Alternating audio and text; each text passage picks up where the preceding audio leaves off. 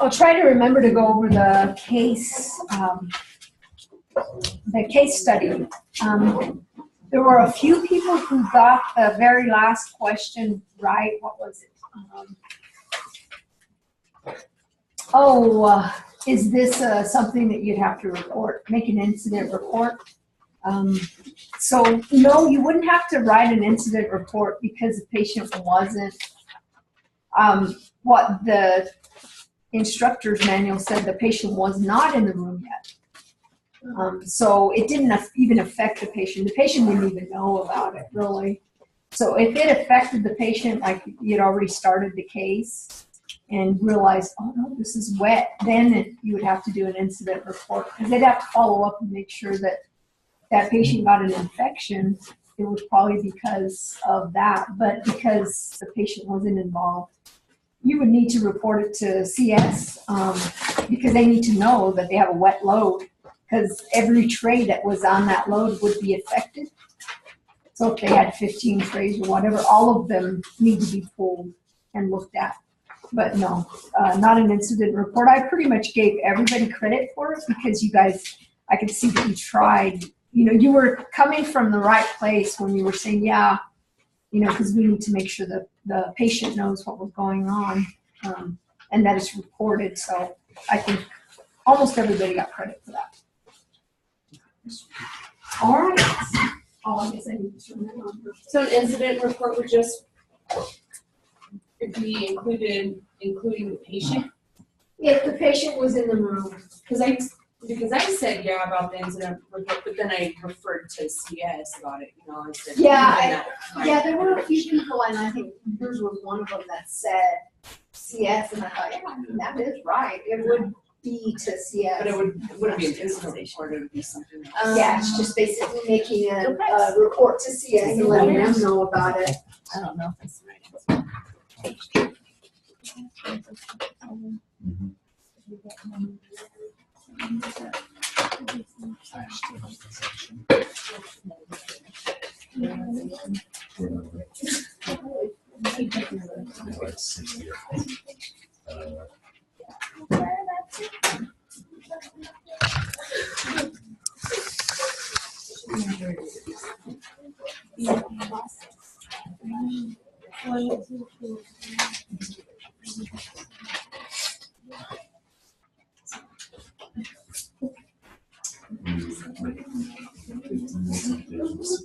All right, Megan, we'll let you go.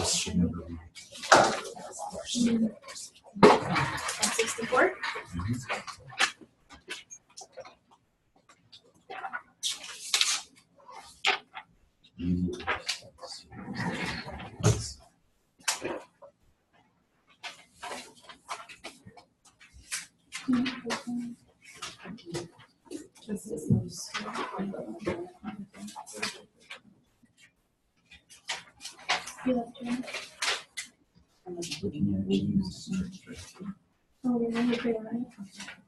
Yeah. 166. I didn't get 14, 15.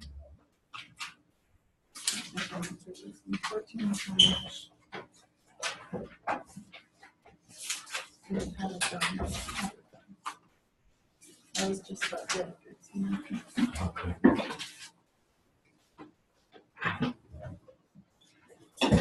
Okay.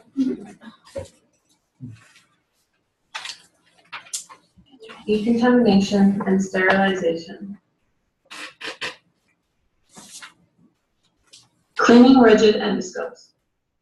Channels, holes, and joints must be thoroughly cleaned and rinsed to remove blood and debris.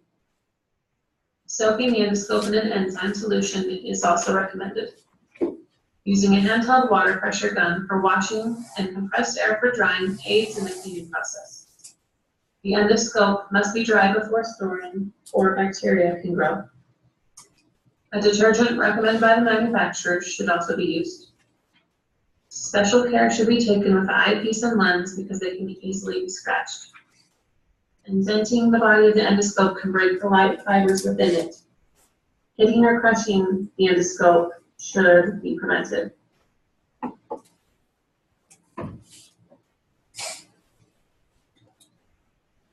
You might want to dim one of those lights. Is it this one? I'm not sure. There was no sound to this, just Oh, okay. video.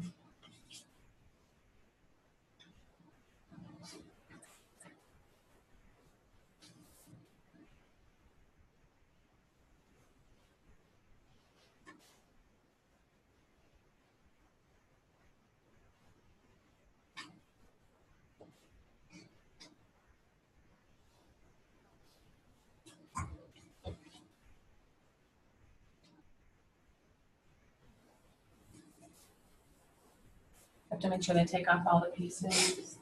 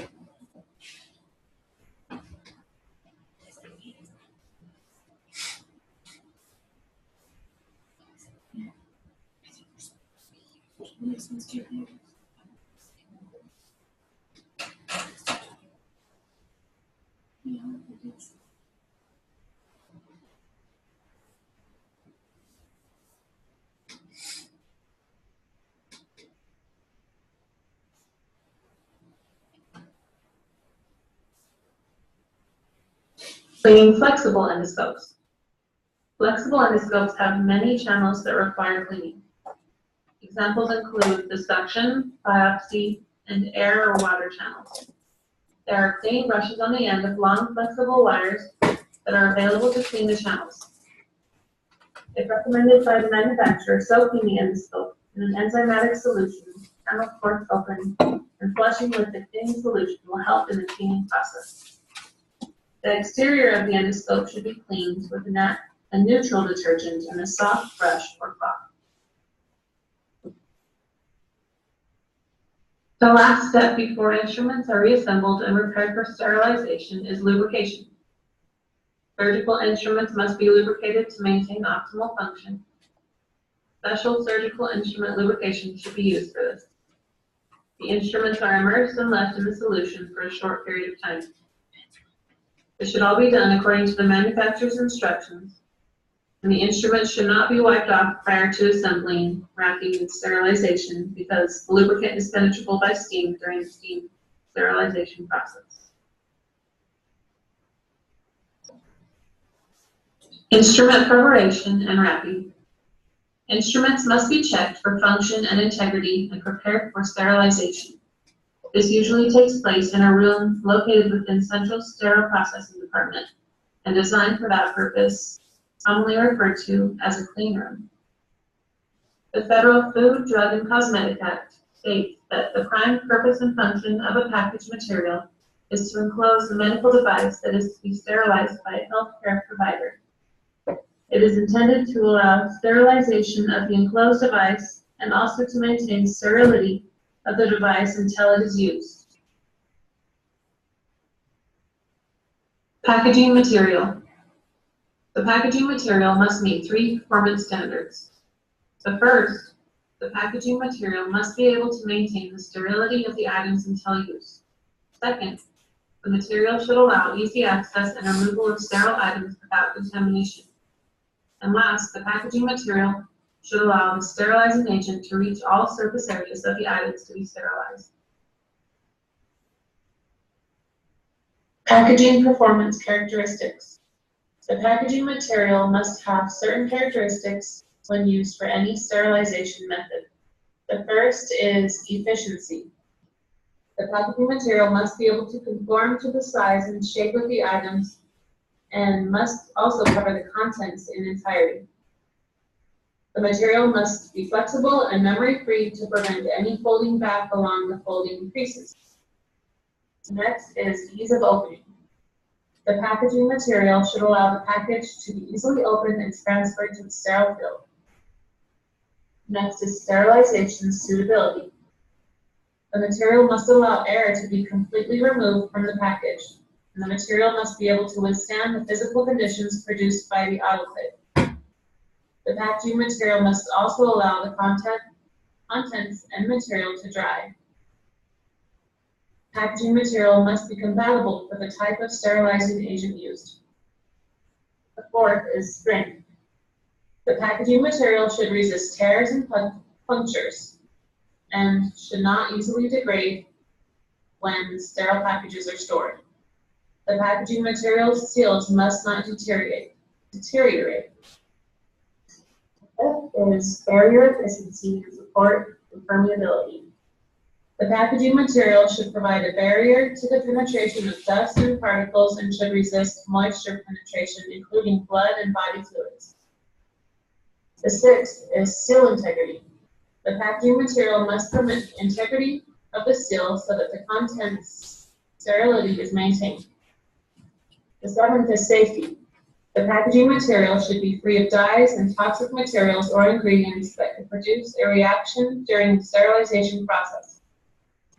The last is sterility maintenance. The packaging material must maintain the sterility of the content until intentionally opened by a member of the surgical team.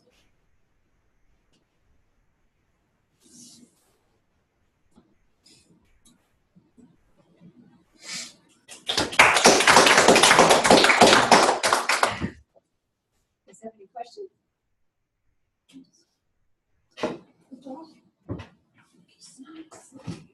Shana's up. Shane, you said you had yours, right? Yes. Oh, sorry. That's right.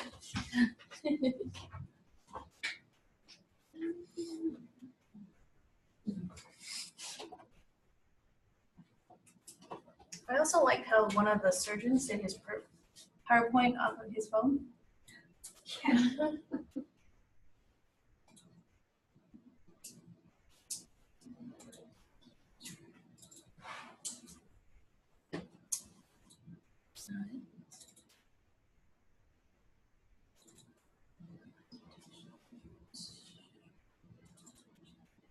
Whoa.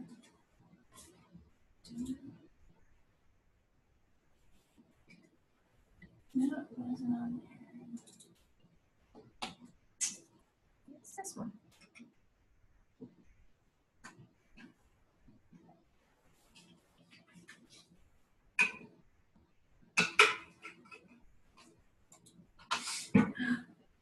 No, my play button's not on here. Go up to slideshow.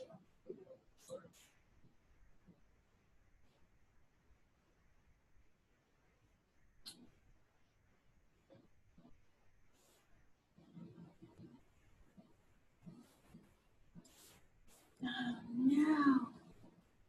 That's not good. Maybe it was one of the other ones.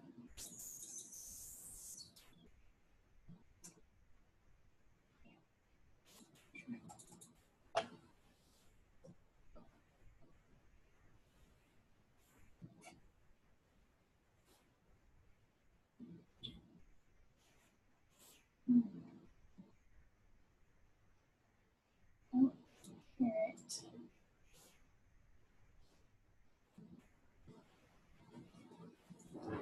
Okay, well, I guess I'll do You it. must be a fast talker. I talk super fast.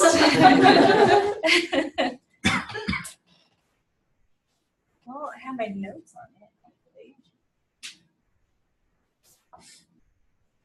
It wasn't that top one? No. See, I can't talk this fast. 3 pages worth. Okay, woven textiles, muslin. So for woven textiles, when used and laundered, you need to detect, or the CS team would detect holes, worn areas, stains. Small holes will be replaced, such as any nicks or whatever, with heat. and sealed patches, it's never to be stitched because the needle and thread would just create another hole. These would be like the towels that we use, that we fold and roll and whatnot. And a fun fact about this is it has to be between, the woven materials will be between 68, 73 degrees Fahrenheit, which is where they'll be stored at. A 30 to 60 degree or percent humidity for 2 hours when sterilized to be rehydrated. And woven textiles with barrier properties made of cotton polyester fiber blends. It requires a chemical treatment. It's moisture resistant. It has a high thread count, reduce the chances of bacterial and dust penetration. The barrier fabric does not absorb moisture. It's usually placed between tray and barrier wraps and absorbs residual moisture. If it's moisture resistant, what do we dry our hands with? I don't think that's the one, because I looked it up and I think these are what are in the actual bins. Like whenever we check, when we pull off the lid, Oh, the little part those, there. and then also like the different materials that they wrap trays in. It's hard to Google these because I was like, well, what is he giving me? Okay, and then muslin, this is the one that's confusing me the most. Made of cotton, 140 thread count. It's single and durable. You can have a single or double ply wrap, usually sewn together. The double ply is the best choice to preventing absorption of moisture and used for wraps like pictured there. And our non-woven materials, there's a lot of advantages and disadvantages to it. The disposable wrappers, so it's the single use, which is not so great. And it's stored to eliminate foldings. And of course, for the paper wraps, that you can tell once you put a crease in it, you can't undo the crease, and it's always going to be there. It's so we're using this for like the surgical paper drapes. And also, 2 types of pouch packaging used in facilities are paper plastic and Tyvek, which are both plastic. They can be steam sterilized, and ETO sterilization, which is ethylene oxide. Some you can't use either or on both. For the paper plastic, I don't know where I went with that. I don't know. I wrote a side note. I don't remember what I said on this slide. I'm sorry. But I know on the top right hand corner is the ETO steam sterilizer. It looks pretty cool. And then the other one is just a regular steam sterilizer. And the most common pouch packaging is the paper plastic peel packs. It's a minimum of 2 millimeters for visualization on the sides of the packaging.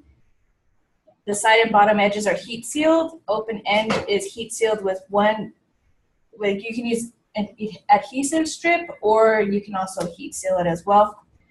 On this video next, I will show you how they are heat sealed.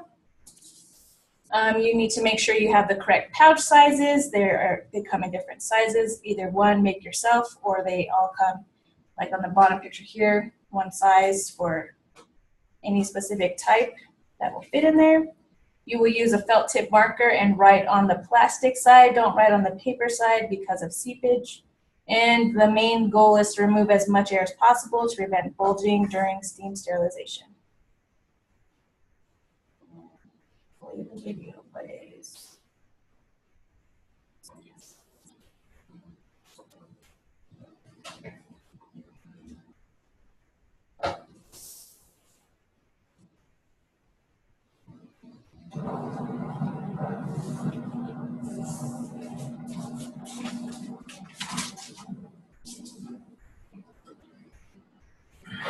And that's just pretty much how they would seal the bottoms and the tops.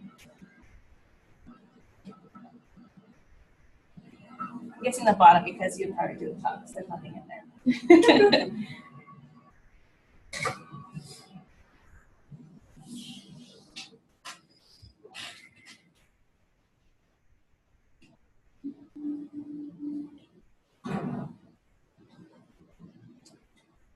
Let's go to the next slide.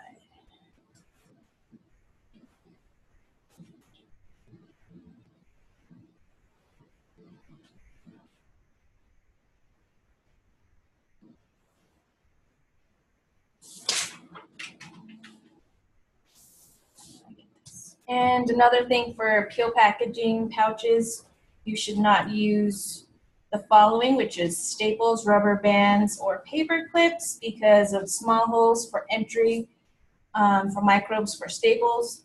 Rubber bands and paper clips provide tape to prevents tape to bind to and contact with the sterilant. I think I said a cool joke here, but I don't remember what it was. Just come Sorry. up with one. I know. I had it too. It's awesome. Sorry. And rigid instrument containers. Yeah, let's see here. They have locking lids, so it's great because they're multi-purpose. They are containment of items during sterilization, assurance of package integrity, so metal and plastic can't be torn, which is awesome.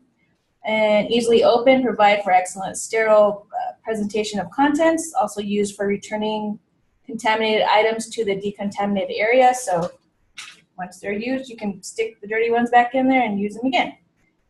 Chemical indicator, disposable, sealed with locking devices, sturdy. They're anodized aluminum, stainless steel, and plastic or metal. They can be stackable without the damaging of contents. And they're safely sterilized with other supplies, so you can put a number of things in the steam sterilizer and put these in there with it, and it's fine. And when drying, you need increased time for revaporization of moisture and condensation inside and out of the container.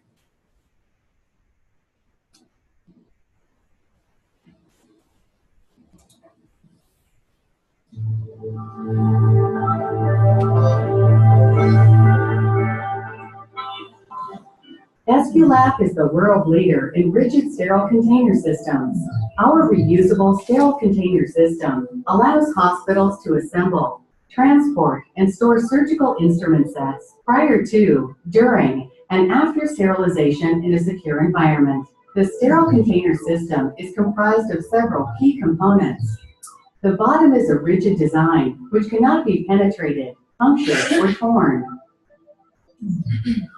The basket fits perfectly inside the container, securing instruments in place during sterilization, storage, and transportation. The lid is comprised of several features. Its filter allows sterilant to penetrate the container during the sterilization process. Along with the filter, the gasket helps to block debris and microorganisms from entering the container. Snapping the latches into place and installing the indicator locks secures the container, which is now ready for sterilization. Like all reusable devices, a container system requires proper care and handling. Sterile container system products should only be repaired by certified Esculap trained technicians. With more than 12 FDA clearances for different sterilization modalities, the sterile container system undergoes rigorous validation, including efficacy, shelf life, and aerosol testing. Once sterilized, use the ergonomically designed handles to remove the container from the sterilizer cart and safely transfer to the storage shelf. The rigid design of the sterile container system allows containers to be stacked to increase your efficiency and save space. During storage, the filter and gasket keeps pathogens out, blocking bacteria and debris from entering the container and maintaining a sterile barrier until the instrument set is used. The sterile container system provides a rigid sterile barrier that is impervious to tears and punctures, so you can assemble, transport, and store surgical instrument sets prior to, during, and after sterilization. As the market leader, the Esculap sterile container system can help you lower operating expenses, support green purchasing initiatives, and improve operational efficiencies without sacrificing product quality.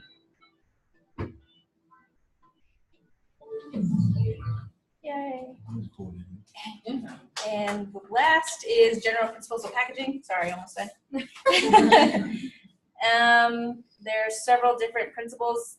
For example, per AAMI for muslin wraps only, this is only for muslin wraps, for the linen pack height must be 12 inches by 12 inches and 20 inches long, and no more than 20 pounds for those packs But then you also have the per ANSI AAMI, which is the American National Standards Institute or Association for the Advanced of Medical. You cannot go over, your instrument set can't go over 25 pounds. And for linen packs, they need to be packed loosely so steam can make contact with all surface areas. You need to make sure that while wrapping them up in your linen, you need to place a towel between them so it would reduce the penetration of the metal bin going to the metal trays. And that is it. So the 25 pounds, is that just for the ones that are wrapped, Yes, not for the ones, that are in the rigid containers? yes. I have a question. Yes. The tools they get sterilized that are in the pill pack, how do they get sterilized? Because how does is the paper side, like paper and plastic, does the humidity go through the paper part of it? Are they sterile before they package them? No, it can't be, right? No. No, they put that in the steam sterilizer. So does the steam go through the paper side of it? Because the instrument has to be immersed in humidity too. Right. So is that how it's done? Yeah, It yeah. goes through the paper? Yeah, and it's a special material that, that it's able to sterilize without ruining the integrity of the package.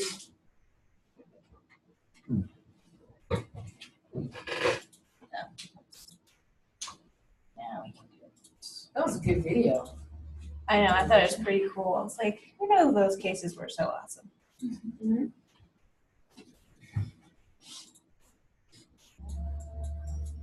Okay. Good job. My joke though, I don't know, I have to Darn. correct it. That was pretty awesome. You'll have to tell us a joke.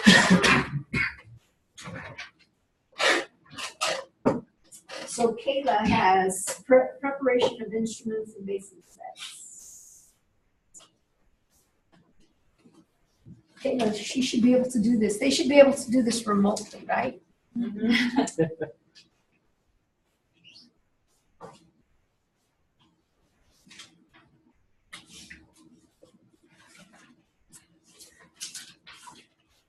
See, I put yours here. And you said it didn't have sound? Or did it have sound? I can't remember. Let's look. We'll look at it real quick. No, I don't see the play button on top. Same thing.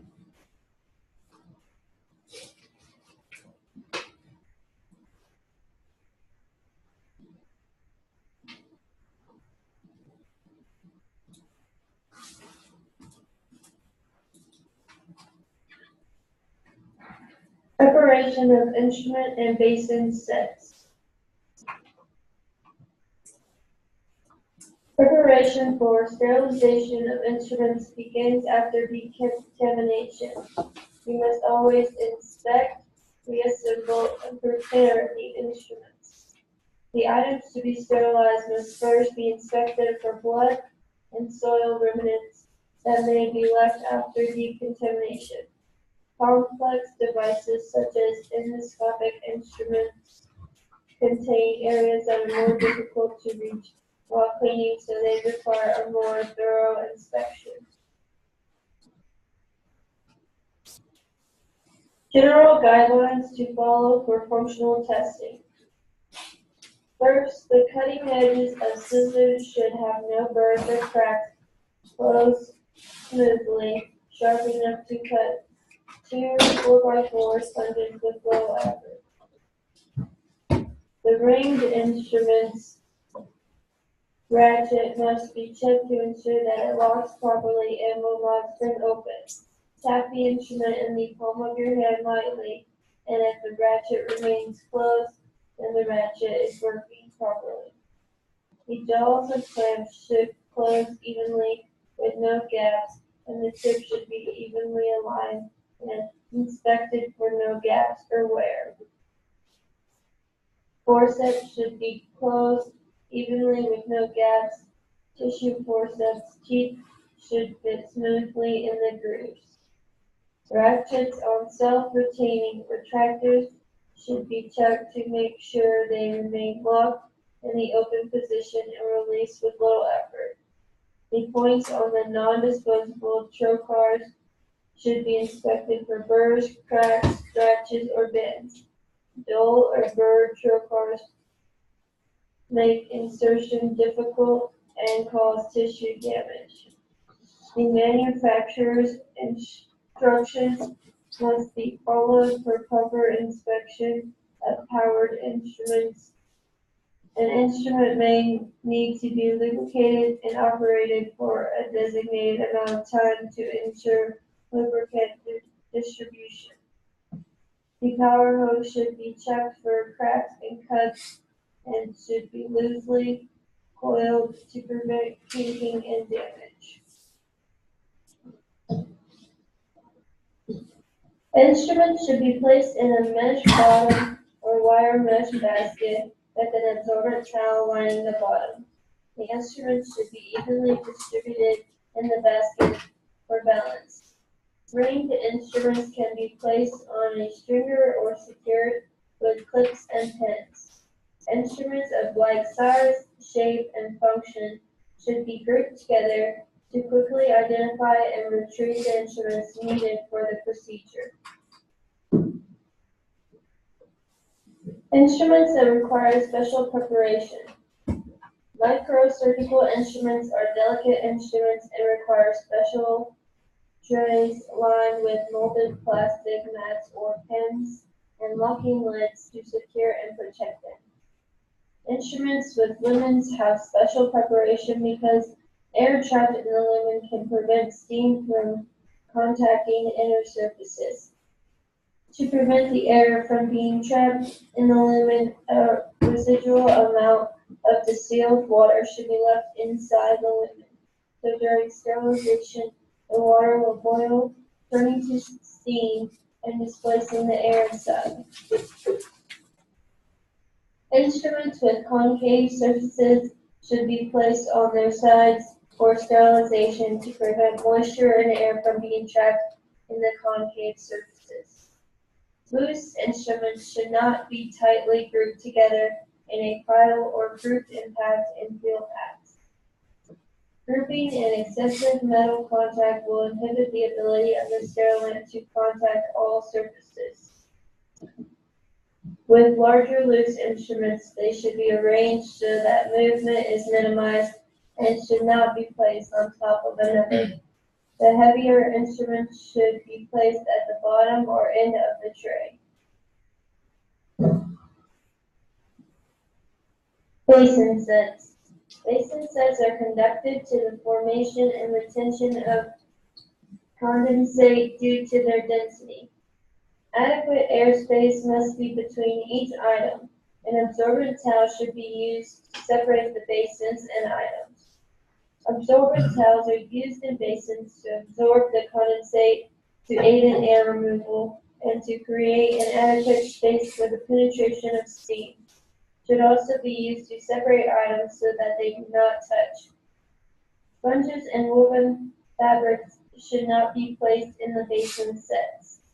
Hollow or light handles should be placed in the basin with the handle down. Basins should be placed on the sterilizing cart with the fold down. According to ANSI or AAMI, the weight of the wrapped basin sets should not be more than 7 pounds.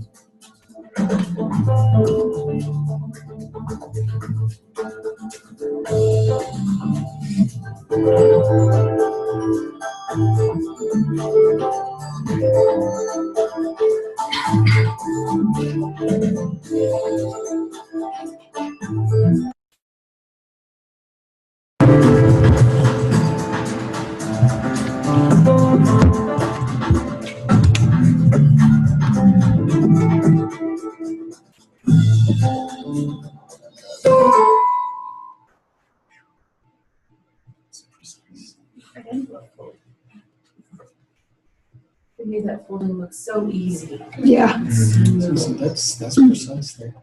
Oops.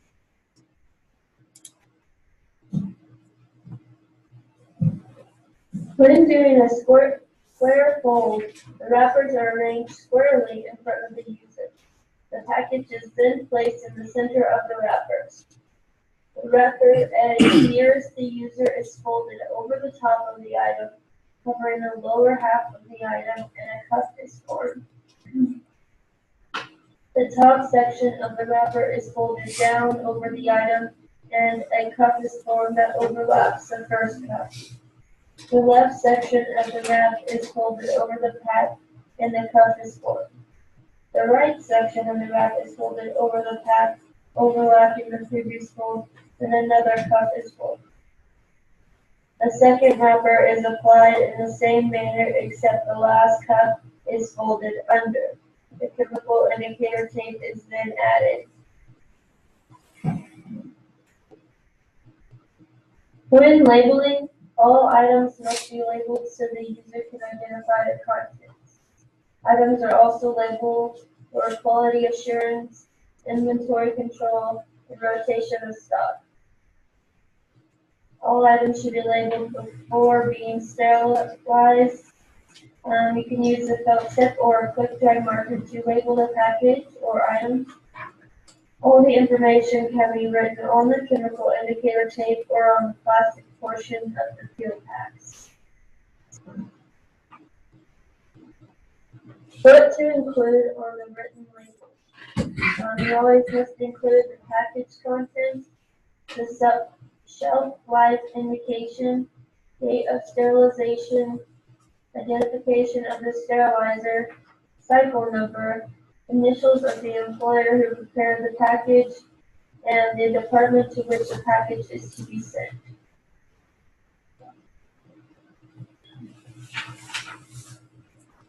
Many institutions use a label gun. The printed labels include a Julian date that indicates the date of sterilization. The Julian date on the calendar is usually 365 days a year, so March 30th would be 90. The identification of sterilizer and cycle number for that sterilizer.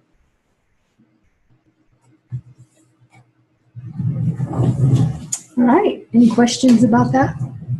On that envelope fold, they use that instead of a hard case, Instead of a what? the hard case base. Oh, yeah. Yeah. Yeah. Yeah. Do you see those at our hospital or? Yeah. Yeah. And we actually have some of those wraps in the lab. Maybe we'll have you guys experiment wrapping. Why do they do them that way? They just always, instead of using that rigid case.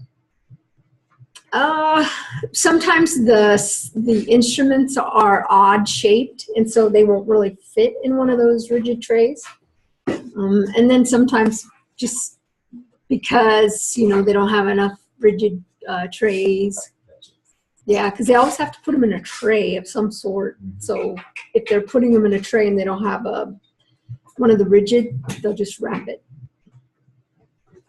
Most people, when they start working, a lot of their first week or 2 weeks when they first start will be NCS. And they'll teach you the sterilization process. They want you to be familiar with it. I always used to tell CS at San Juan that they needed to come to the operating room because we understand their part because we have to spend time in CS, but they don't have to spend time in the operating room dealing with the surgeon who says, I need that now. So like when you get called in on an emergency and you need to wait for them to bring something up, it can be kind of frustrating. So I always told them, you guys need to send them to us so they can see how it feels to be under that pressure.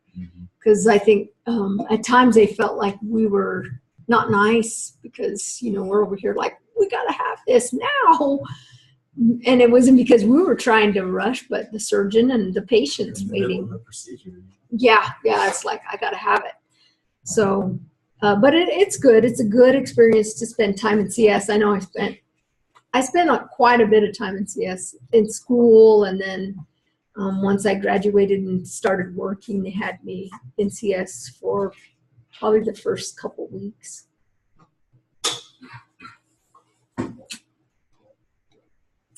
All right, next. Is it you, Danielle? I think it is, isn't it?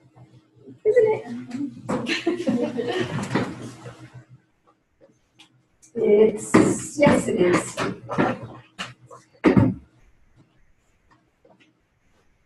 After you, we'll take a little break. I got a question. Yes. How can they use the date like that? Like, how am I supposed to know what day May 27th is? In the book, they give you a formula, like it's something divided by something and give you the number. So the Yeah. date divided by the year or something like that. I'd have to go back to the book and look exactly. Yeah. It tells you how to find the Julian date. Yeah, and it's actually more reliable to use the Julian date just because it's every day, every calendar day. Right.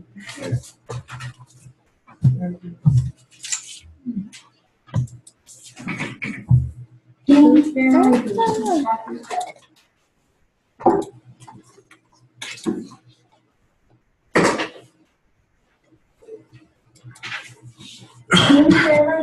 utilizes moist heat in the form of saturated heat under pressure within an enclosed environment.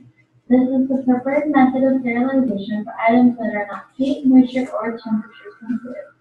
Advantages of saturated steam are saturated steam is many times more effective in transferring thermal energy than hot air. Any type of resistance and protective outer layer microorganisms is softened by steam, allowing for the denaturization of proteins within microbes. It is also the most economical and inexpensive sterilizing agent. It is the safest method of sterilization in comparison to other methods. The method is relatively quick, it is non-toxic, and does not leave a toxic residue on items. Also, quality control and quality reassurance methods are easy to control and maintain, and steam is readily available and easy to deliver to the hospital facility. However, there are some disadvantages. Not all items can be steam sterilized. Heat and moisture sensitive items must be sterilized by other methods. And also, human error is a factor that can contribute to sterilization failure. Items that can be steam, gas, or chemically sterilized. Since I'm only going over the steam sterilization topic, I'm only going to mention instruments. These instruments are medical surgical instruments, most of them. Powered instruments per manufacturer's instructions, and micro instruments per manufacturer's instructions. Heat can destroy microbes alone, but the process is accelerated with the addition of moisture and pressure. Pressure that is greater than that of the atmosphere is necessary to increase the temperature of the steam in order to cause the destruction of microbes. 5 factors that are critical to the outcome are time, contact, temperature, moisture, and pressure.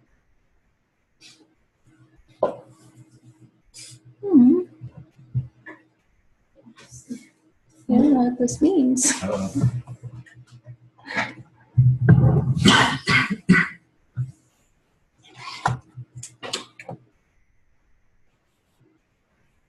I don't know. Did you try refreshing it? How do you do that? It doesn't give you an option. Like refreshing the whole page. There's no Right by the tab? On that little bar. Oh, by the The lock. left is right there. Yeah. There we go.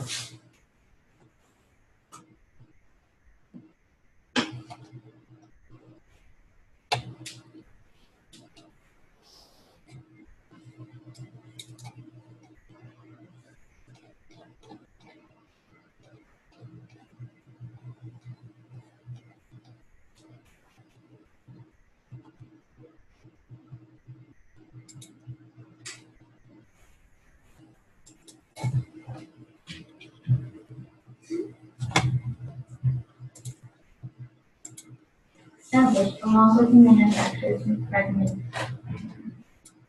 Time. The time required for sterilization to occur depends on the temperature and the type of cycle being used.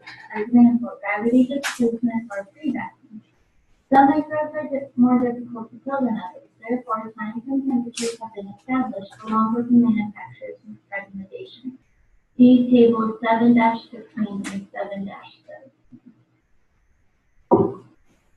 There are two temperatures for gravity displacement, 250 and 270 degrees Fahrenheit. If an instrument set is racked, it has to be in 250 degrees for 30 minutes, and if it's in the 270 temps for 15 minutes. The drying times for the wrapped instruments is 15 to 30 minutes.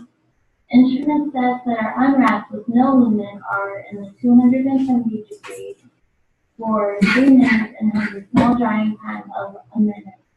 Instrument sets that are unwrapped with some instruments with lumens are in the 270 degrees for 10 minutes with the same drying time of less than a minute. Dynamic air removal. 270 degrees Fahrenheit is the set temperature for instrument sets that are wrapped, unwrapped with no lumen, and unwrapped with some lumen.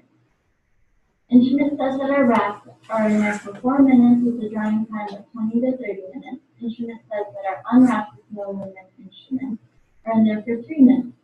And instrument sets that are unwrapped, some instruments with lumens in there are for 4 minutes, and both of those do not have a set drying.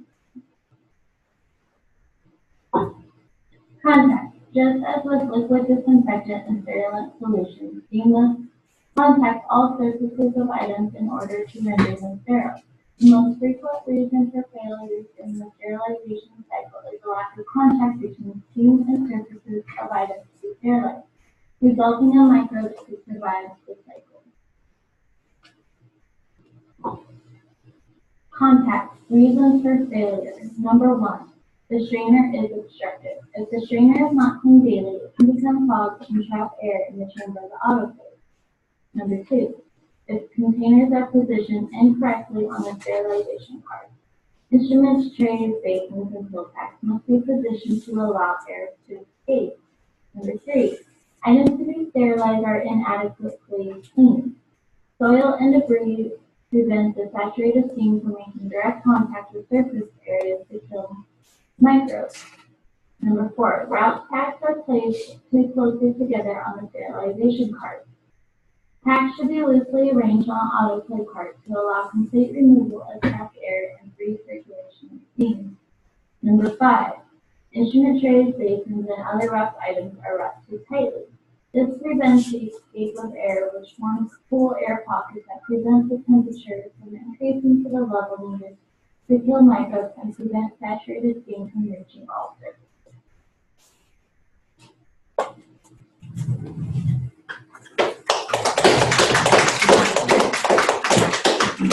You guys have any questions on any of that? That's a lot of stuff to remember, huh? You guys go ahead and take a break.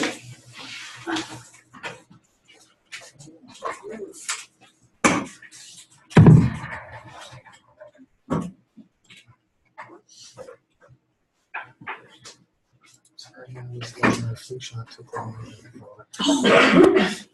You're like, yeah, we'll get you going next, and then 15 minutes later, we're still. I know, that's how it is sometimes.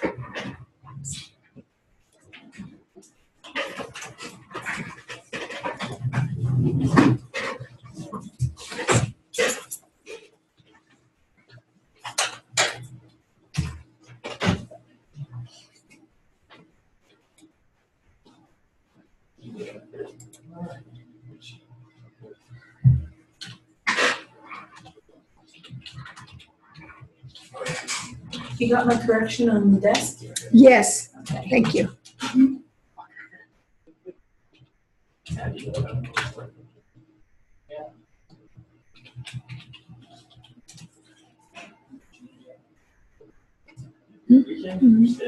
So how long do you go to clinical school? Like a few months or? It seemed like they started us sooner.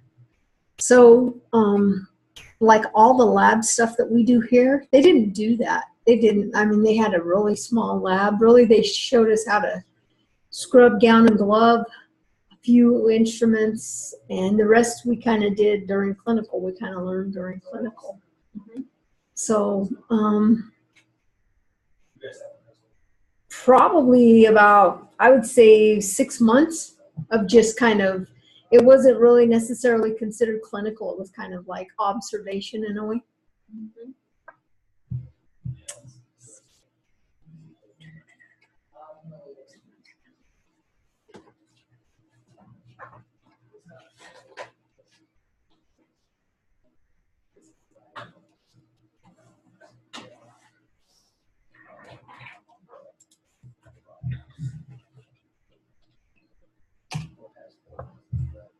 There it is.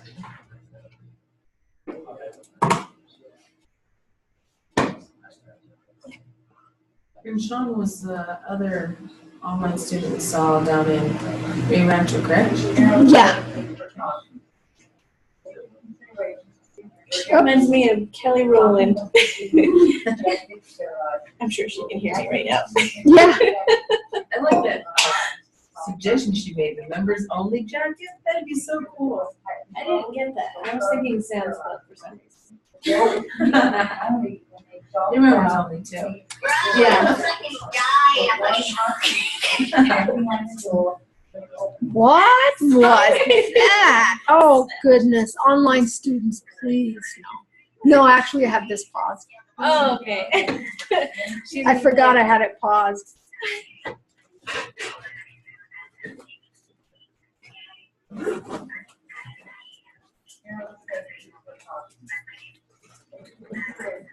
And we'll start clinicals next year, right? So actual clinicals, yeah, you start them in April.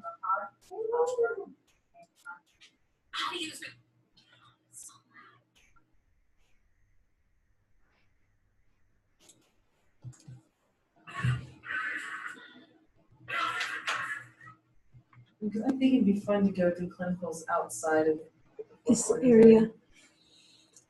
So think about maybe someplace you might want to go. I know I have like family out in like Phoenix area, but I really like Rio Rancho. I think it was nice. Yeah. I'm trying to get a spot for Danielle, so I could ask about 2. I think that'd be nice. It's so different because I've always been in town in this area.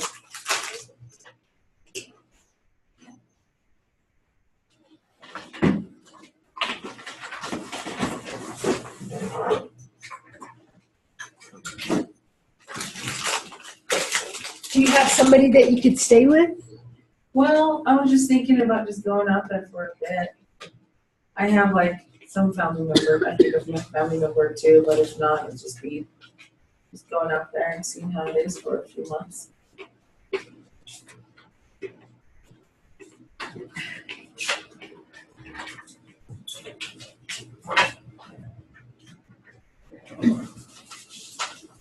This must have been, it's time to dye your hair weekend. Huh? Yeah.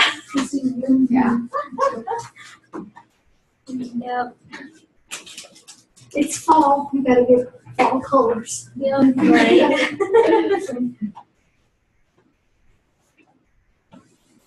I want something different. I'm not cutting my hair again yet, because I find it was a disaster. Figure out it. I cut my hair really short. Short as I've probably had it since I was a kid, like here. Seems like it's taking all the way to grow. Well, I went and got it done, and it's supposed to be like an A-laser thing, but the lady did it so blotchy, like I had a clump and you can literally see the difference. Like, gosh, what the heck? I got it like redone and she had to take off like another 1.5 inches to fix it. Yeah, no. Can't do that again. So. Yeah.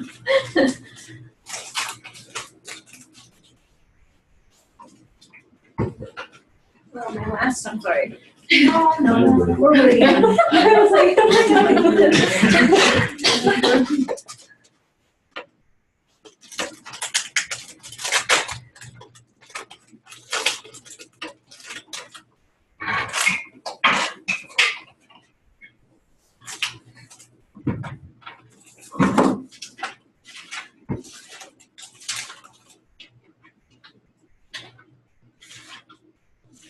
So a few of the students took like friends with them. Oh, yeah? Yeah, so they were pretty fascinated by the presentations. Right on. Yeah, She didn't think she would enjoy it. But she was like, that's actually really cool.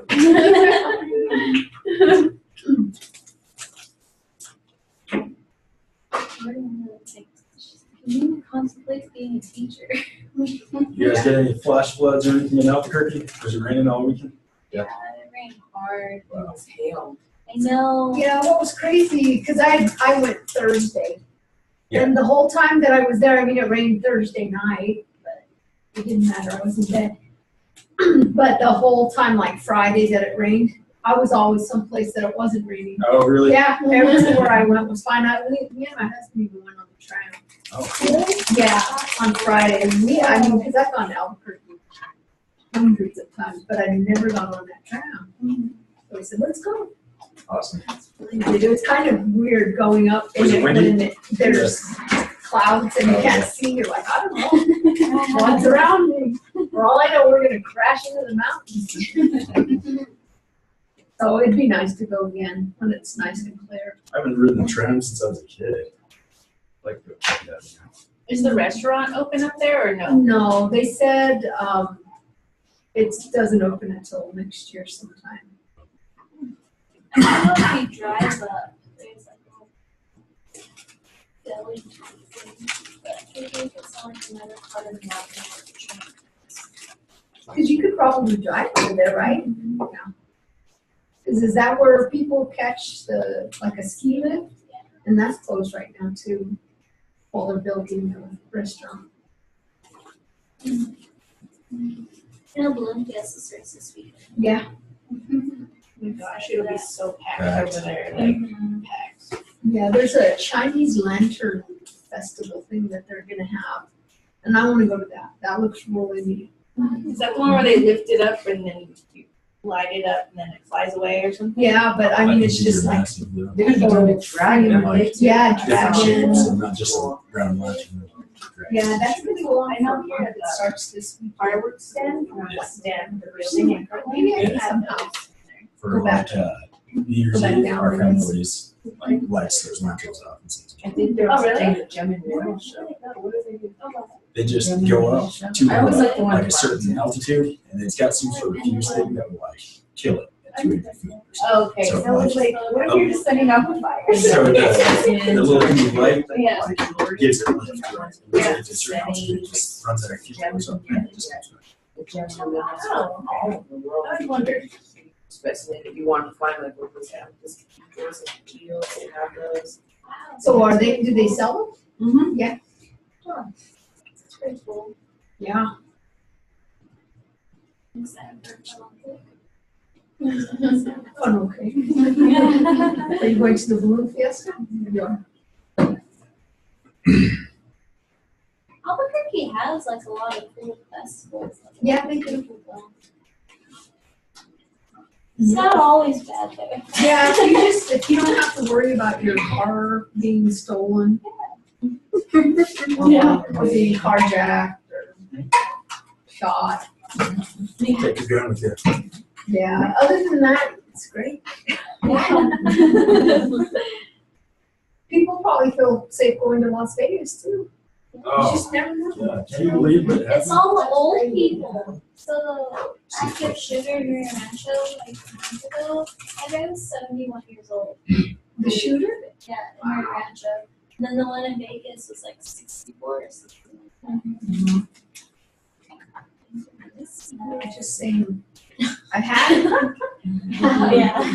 Yes, it's sad. Yeah, it is. It's really sad. I bet their surgical techs had a long night last night. Yeah, Oh, yeah. probably still today, I'm Did you sure. see the picture of the floor, like walking into the emergency room, floor Just is blood. covered in blood? Oh my God. Like, can you imagine the trauma from, high-powered rifles? Yeah. It just like, I couldn't even imagine happening. Yeah. Give you a question, what are the tunnel lines? Yeah. Yeah. It's so great. That's what I remember. Oh, just the footage from the concert and that guy in the background. That first round was like 50 pounds. Good that it was there. Before you got away from It looks crazy. You gotta pull it out of it now. Oh my gosh, I need this. Look at this. See, Those are like a bunch of little- them. That's pretty cool. So I need this.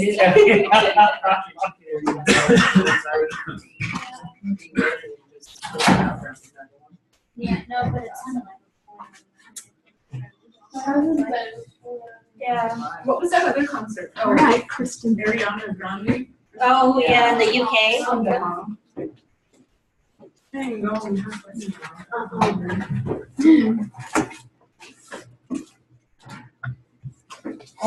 You push that up on the top where it says resume share. Thank you. All right. Chapter 7, pages 162 through 164. Steam is simply water vapor. Steam is known as saturated steam when it contains the maximum amount of water vapor, 97 to 100% relative humidity.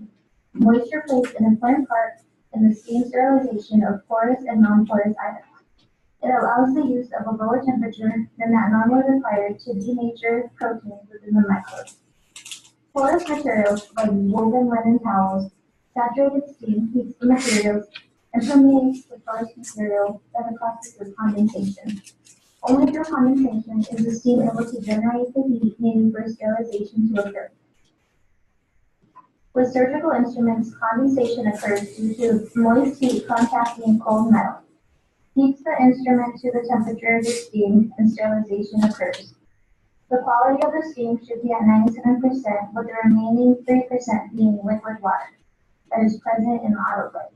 Steam that contains more than 3% liquid water can result in wet pack being removed from the autoclave. Air must be completely removed from the chamber if efficient sterilization of materials within is to occur. Air is removed by gravity displacement or by a pre-vacuum cycle.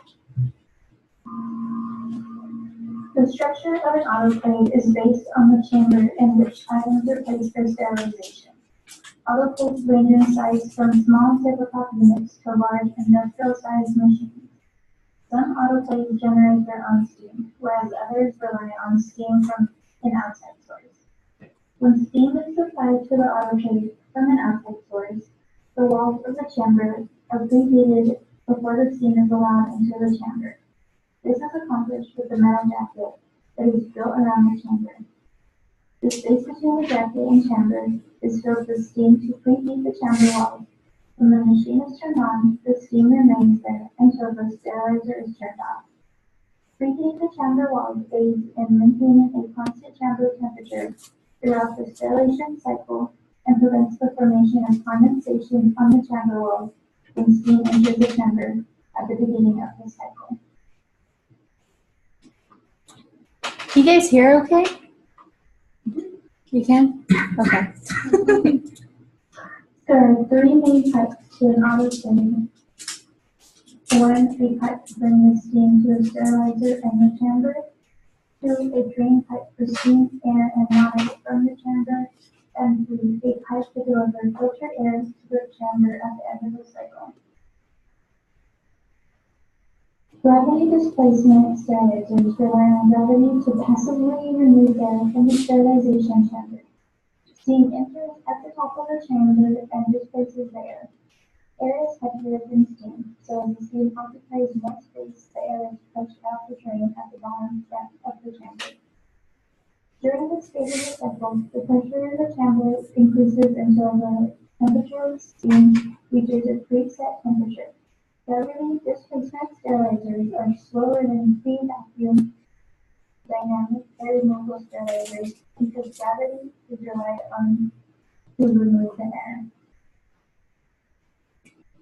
Cycle of gravity displacement sterilizer. 1 condition. Steam inlet valve opens and steam enters into the chamber at the top rear opening. Air is displaced downward and exits through the drain at the bottom. Pressure increases until preset temperature is reached. 2 exposure phase. Sterilizing temperature is maintained. I don't know what to do. 3 exhaust phase. When timer goes off, the steam inlet valve closes. The chamber drain opens and steam is removed from the chamber by displacement. Filter air is reintroduced and the chamber reaches atmospheric pressure. 4. Dry phase. Heated fresh air and heated generated by the jacket slowly revaporize and remove moisture from the pack. You're probably gonna have to do what Danielle had to do.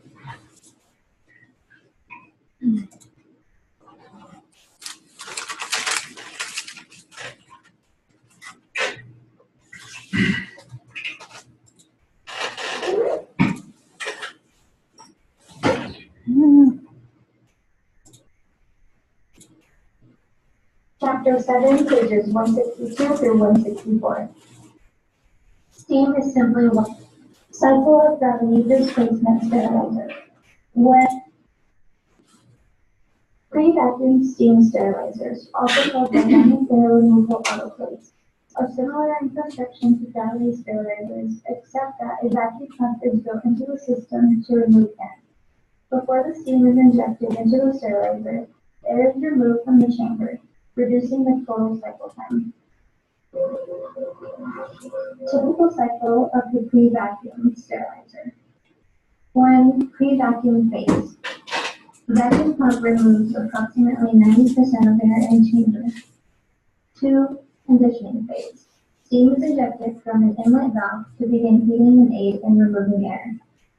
3. Second pre-vacuum phase. Vacuum pump removes another 90% of air. The combination of these two vacuum cycles removes 99% of the air.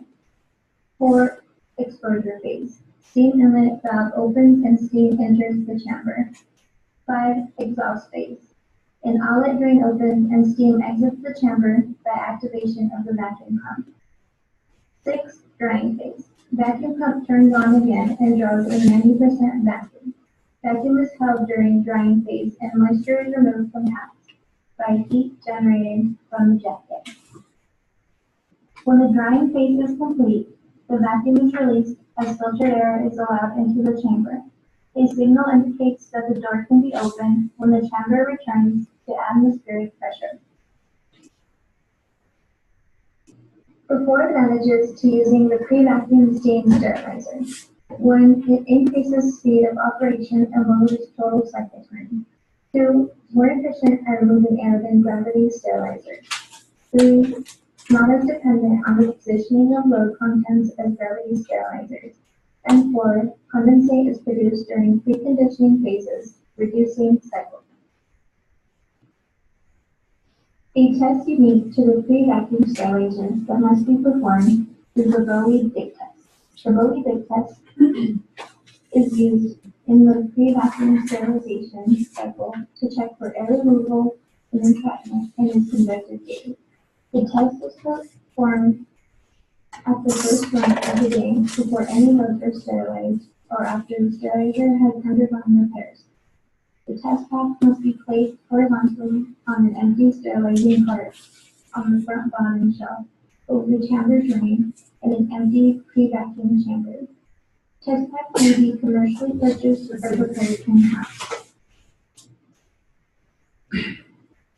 All test sheets are filed as a permanent record for each sterilizer.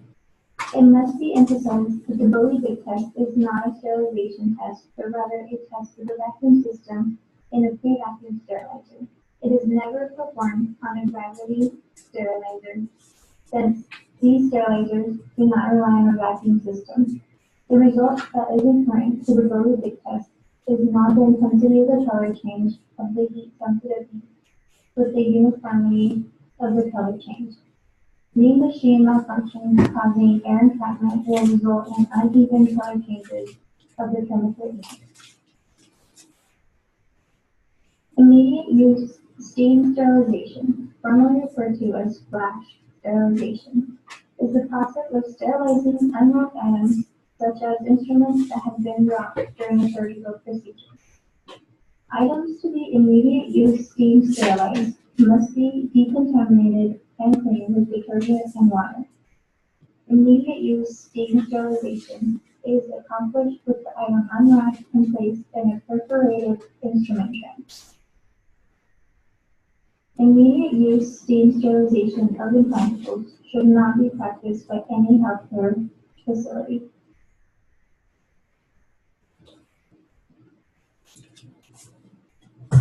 Any questions?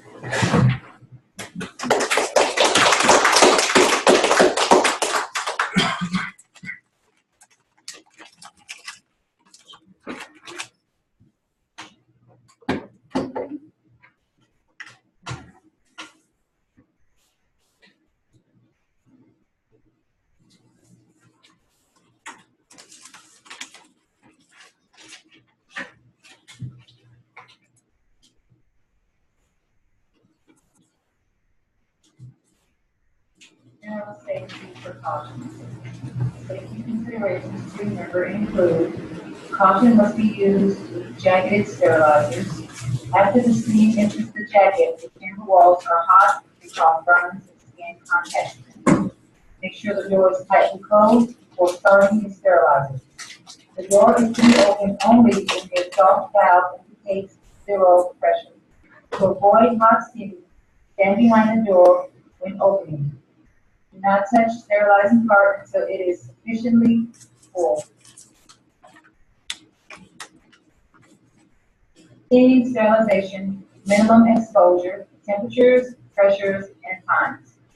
The most common temperatures and pressures required for gravity sterilizers are 250 to 275 degrees Fahrenheit, 121 to 135 degrees Celsius, at 15 to 17 psi. For vacuum sterilizers, the temperatures are 270 to 275 degrees Fahrenheit, 132 to 135 degrees Celsius, and 27 to 30 psi. Mechanical monitoring of the steam sterilization process. Quality assurance is an essential component of any type of sterilization process. Methods must be used to confirm the sterility of items and proper operation of the sterilizers. 3 methods of monitoring the sterilization process exist: mechanical, chemical, biological.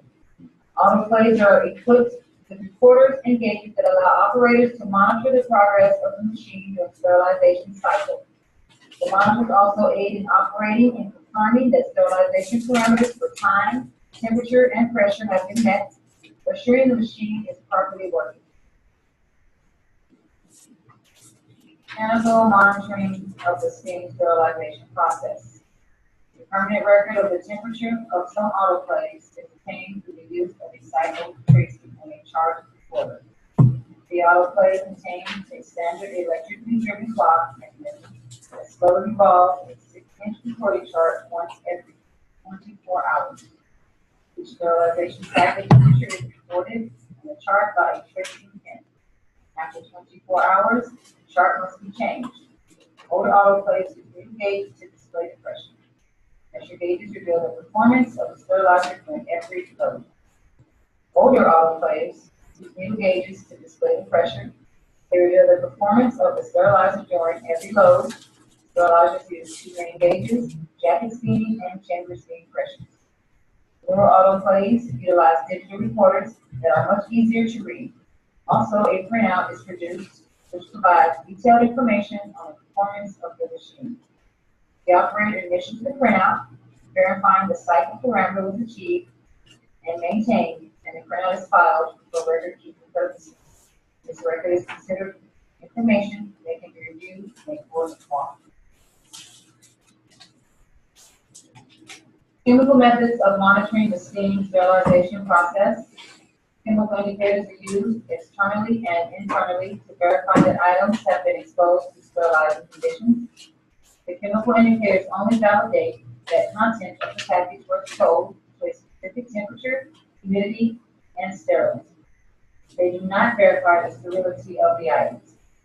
Chemical indicators aid in detecting potential sterilization failures that may result from machine malfunction, including entrapment of air, incorrect assembly or wrapping of the package, incorrect loading of the sterilized parts or baskets. Chemical indicators class designation. Chemical indicators are assigned a class designation based on the specific information that the device indicates. Class 1, Process indicators, external indications that provide a visual indication of exposure of the package/item to the sterilizing agent. Class 2, indicators for use in specific test assessment of a specific function of the steam sterilizer, for example, the Bowie-Dick test. Class 3, single variable indicators determine if a single parameter is being met within the sterilizer reaching a preset temperature. Class 4, multivariable indicators designed to react to 2 or more of the parameters of the sterilizing process, temperature and exposure to sterilant. Class 5, integrating indicators designed to react to all sterilization parameters, most accurate of the internal chemical indicators, and used as pack control monitoring. They can be used to release loads that do not include implants. Example, challenge test pack. Class 6, emulating indicators designed to react to all sterilization parameters of a specific sterilization cycle. Chemical indicators. Chemical indicators consist of paper that has been impregnated with a dye that changes color in the presence of temperature and sterilant. The most popular type of external chemical indicator is autoclave tape. Tape is used as a package closure to keep CSR wraps in place. The autoclave tape is cream colored with light diagonal lines of ink. The lines change to a uniform black color to provide a visual indication of exposure to the sterilant. Internal steam chemical indicators are placed inside package, fill packs, and instrument trays to indicate that contents have been exposed to sterilization. Internal indicators have a strip of paper impregnated with ink. The indicator tape has not uniformly changed to black. The contents of the package may not have been exposed to the correct sterilization temperature. Locking devices for rigid instruments. Containers have a chemical indicator, DOT, that changes to black during the steam sterilization. On the outside of the rigid container contains a strip of chemical indicator that turns black with exposure. Biological methods of monitoring the steam sterilization process. A biological indicator, BI, is a device that contains a specific type of microorganism that is killed when exposed to the sterilizing conditions. The microbe is in the spore stage and is difficult to kill. The BI is the only test that guarantees items are sterile and the necessary sterilization have been met. The BI for steam sterilization contains the Bacteriospora, Geobacillus stereothermophilus. This microbe is highly resistant to being killed by steam sterilization that's harmful to humans. Test packs are available and placed in the most difficult for the sterilant to reach. The coldest point is on the bottom front of the chamber drain. The test pack is removed and the BI vial is crushed by gently squeezing on the side of the vial. The nutrient is red in color after incubation. If the liquid remains red, the results are considered negative. Spores have been killed. If the nutrient turns yellow, this is a positive result, meaning that the spores were not killed. The items are considered non-sterile. The recommended frequency of BI monitoring. The AAMI, AHA, AORN, CDC, and the Joint Commission vary in the recommendations for steam sterilization. The recommended frequency varies from every load to 1 load per week. A minimum steam sterilization should be monitored at least weekly. All test results are filed as a permanent record for each steam sterilizer. 2 recommendations are agreed on by all 5 organizations. Loads containing implantables must always be monitored and the BI must be read before the implantables are used. The implantables must be quarantined and not released for distribution until the BI indicates negative results. The placement of the test pack on the bottom front of the sterilizing cart for steam loads. All right. You guys have any questions about that presentation? Yeah. A lot of information. How many different methods do they have at the central sterile at the hospital? You hear about all these methods that, this does this positive and negatives of this, and what different methods do they have at the hospital? I know they do the Bowie-Dick and the indicator that she was talking about where they have the microbe in there. Right. They do that. I think they do it every day, those every day, like usually at night. And then, of course, just our little chemical indicator strips that go in the trays and the end of the trays, like the dots. Those are in everything. So those are the ones, the Pretty most much. common. Yeah, those indicators, that they use, other than the ones that are in the trays, you're not really going to be aware of them. They do them, but you're not ever going to see them because they do them in central sterile. Usually in the middle of the night. Ethylene oxide? Do they use ethylene I don't oxide? think so. No. I don't know of anybody who does. All right, Makila, you're up. Okay.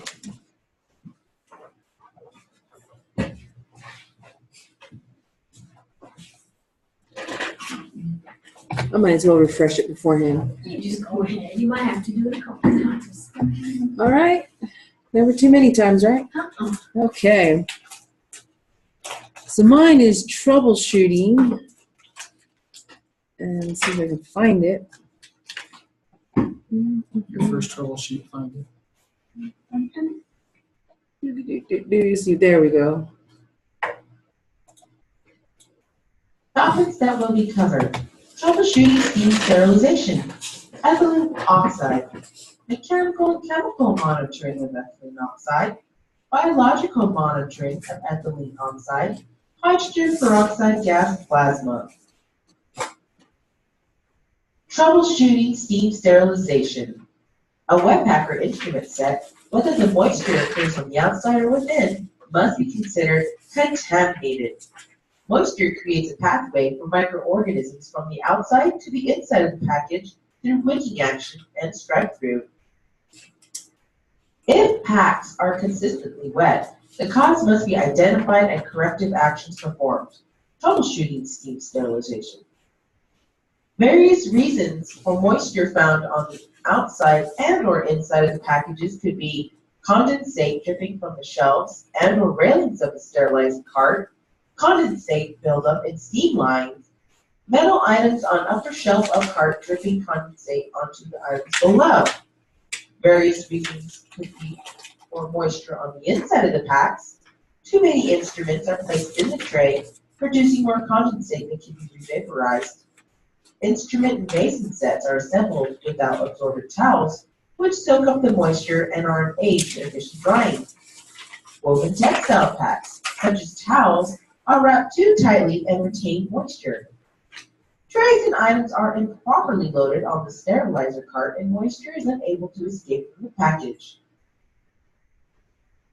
The steam that enters the sterilizer must be pure as possible and free of contaminants. Hospital maintenance of the sterilizer, including examining the pipes that transport the steam to the autoclave, should be performed at least once a year and documented. Even though a series of filters are in place to filter the water used during steam sterilization, small contaminants can still penetrate the filters and contaminate the water and thus the steam. If the instrument trays contain brown or orange water, or the instruments are spotted, this could indicate that the purity of the steam has significantly decreased. Hospital maintenance personnel should be notified in order that they can run a diagnostic check of the purity of the steam and inspect the pipes and filters. Ethylene oxide gas sterilization is used to process materials that cannot be processed using steam sterilization, such as heat or moisture-sensitive materials. Ethylene oxide has been the predominant chemical used in the sterilization process and has long been used to sterilize plastics, rubber, and other materials that would be damaged by the high steam temperatures. Ethylene oxide is effective against all forms of microbes and is sporicidal. It does not corrode metal and passes through woven materials just like steam. The FDA, EPA, and OSHA have strict guidelines because of the real and potential risks regarding the use of ethylene oxide. Exposure is a risk for patients, healthcare personnel, and the environment. Ethylene oxide is expensive and time-consuming. The sterilization process can take up to 16 hours because sterilized packages must be aerated or aired out before use. This presents a disadvantage in situations where supplies are limited and quick turnover time is necessary, or where an instrument may be needed in an emergency situation.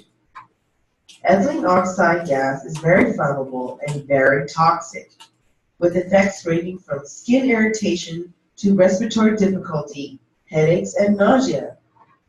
The CDC has stated that ethylene oxide has been linked to cancer, reproductive difficulties, and chromosomal alteration.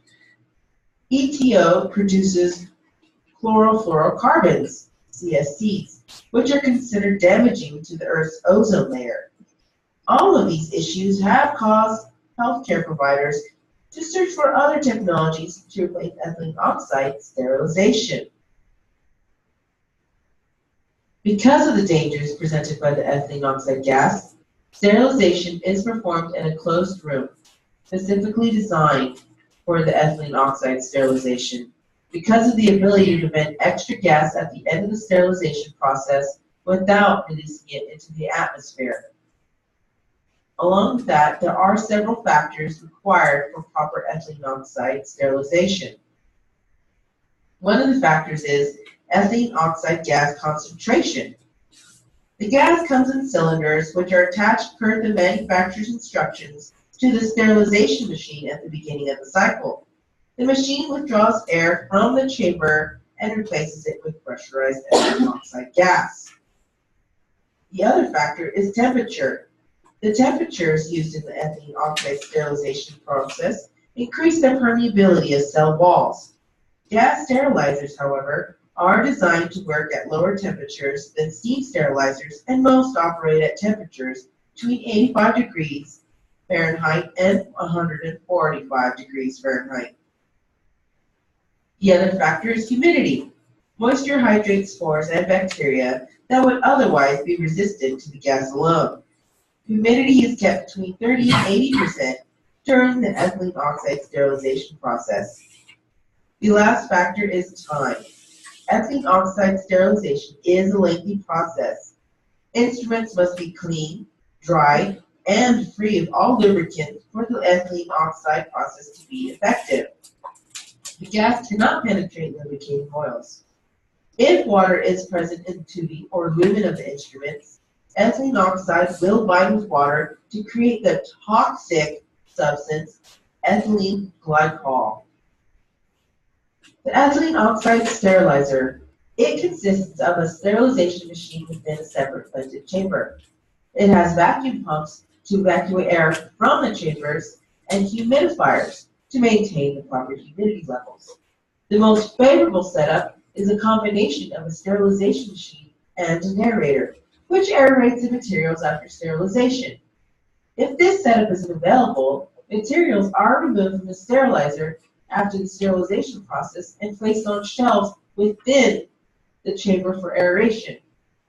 Now, personnel moving the ethylene oxide load from the sterilizer to the aeration area must take care to pull the carts instead of pushing them. This is done to avoid possibility of being downwind of residual fumes. There are special respirator masks or hoods available for personnel to reduce their exposure to ethylene oxide gas. Because the effects can be hazardous on personnel and the environment, there is a search for safer, quicker methods of sterilization for sensitive instruments. OSHA has developed strict permissible exposure limits. There are advantages and disadvantages of gas sterilization. Some of the advantages are it can be used to sterilize materials too heat sensitive for steam sterilization. In some cases, these processes are significantly less corrosive to metals. It is less damaging to sensitive plastic and rubber materials.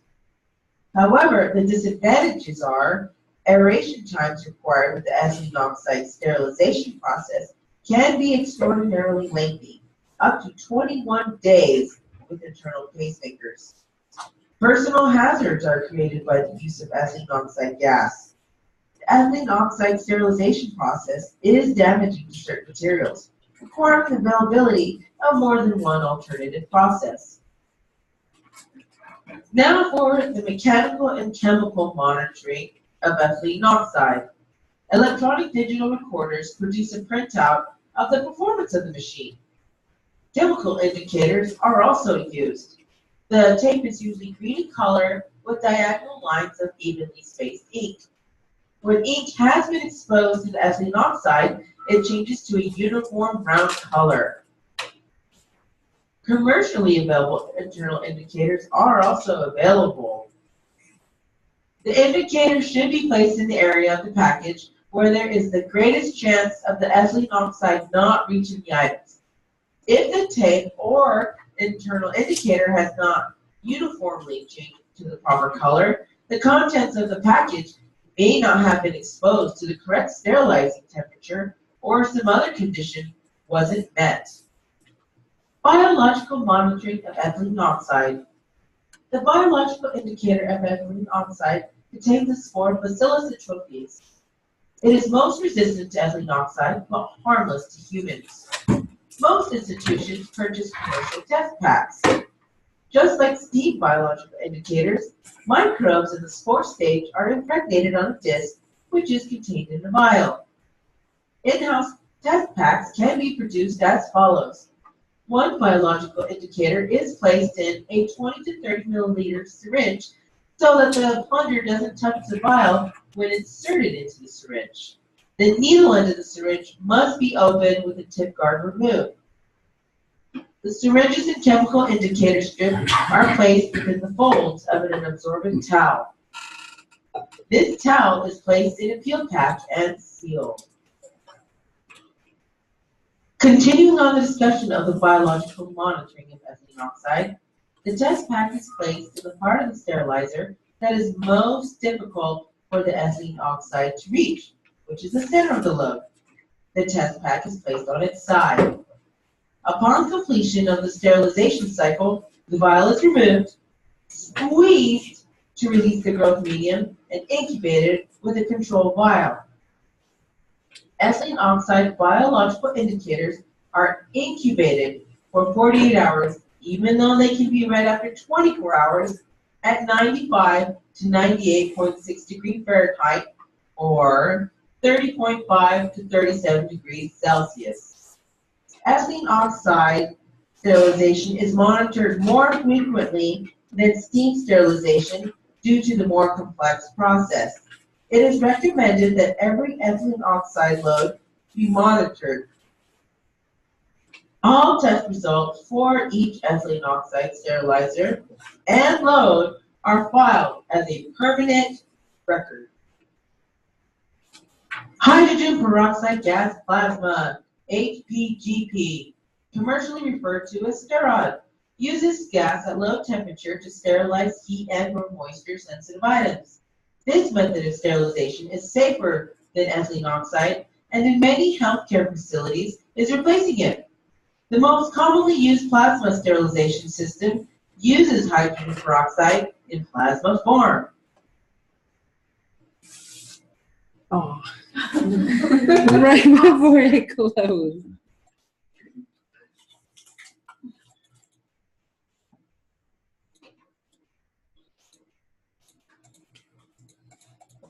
Okay. You can just be skating.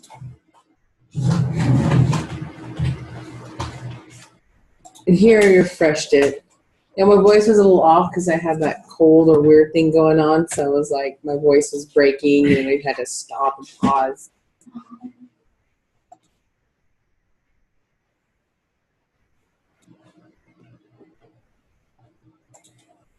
So close to the end too.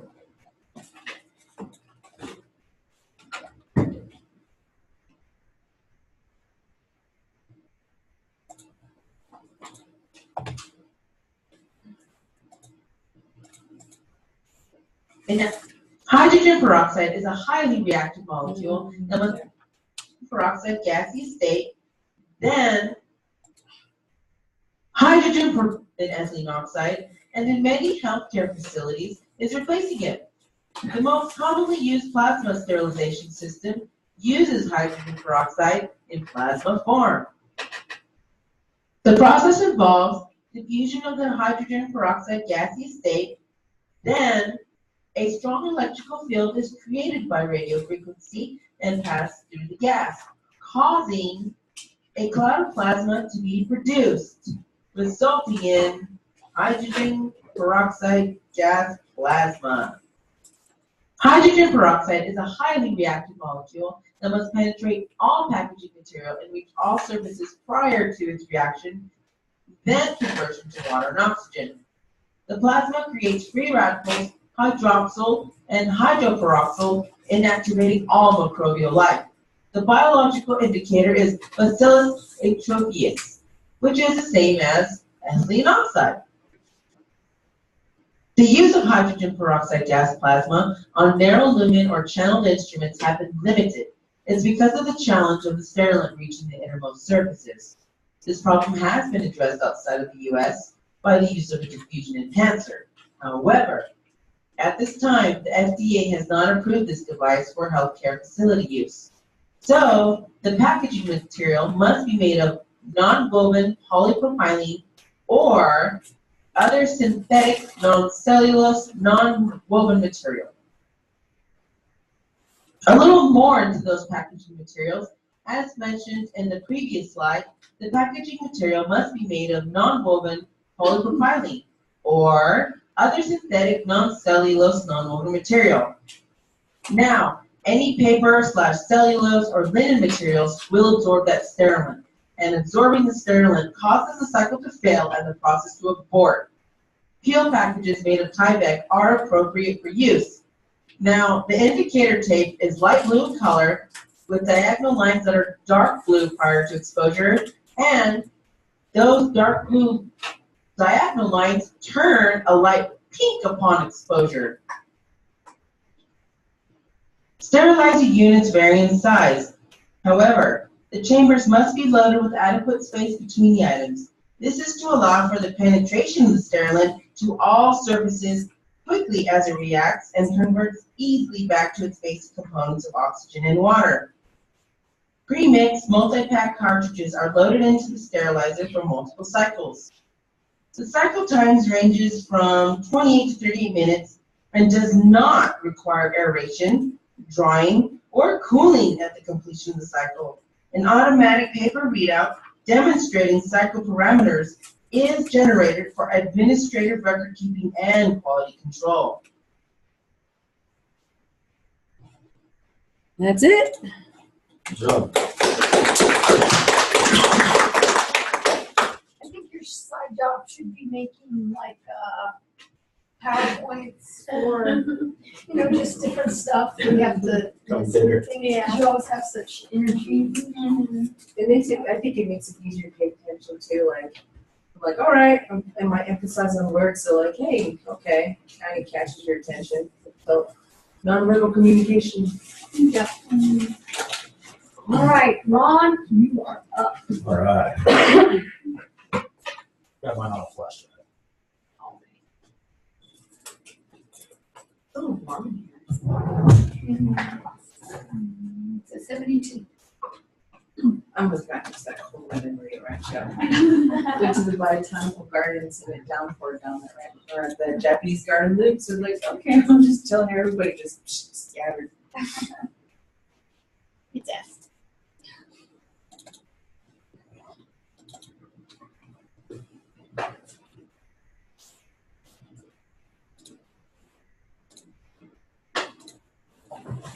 All right, preventing perioperative disease transmission. This is chapter 7. And I did mine on liquid chemical sterilization. I don't have any audio recorded, so I'm just going to talk out loud on it. Liquid chemical sterilization is an alternative to steam sterilization and ethylene oxide. It's used to sterilize heat-sensitive but moisture-stable items, so anything submersible.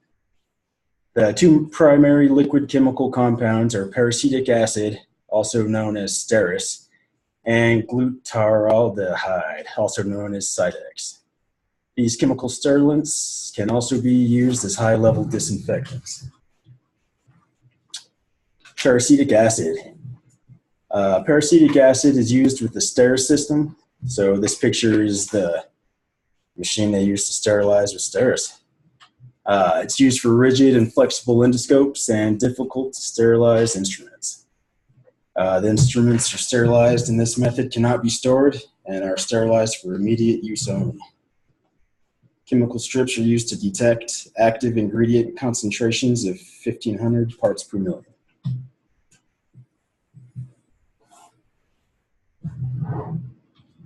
Oops.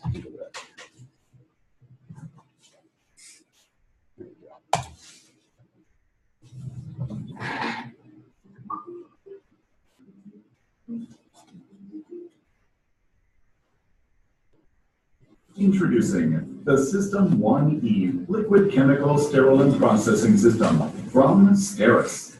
The evolution of the System 1E processor design enhances the science and technology of liquid chemical sterilant processing by offering greater productivity and elevating the extensive treatment of potable water to a whole new level.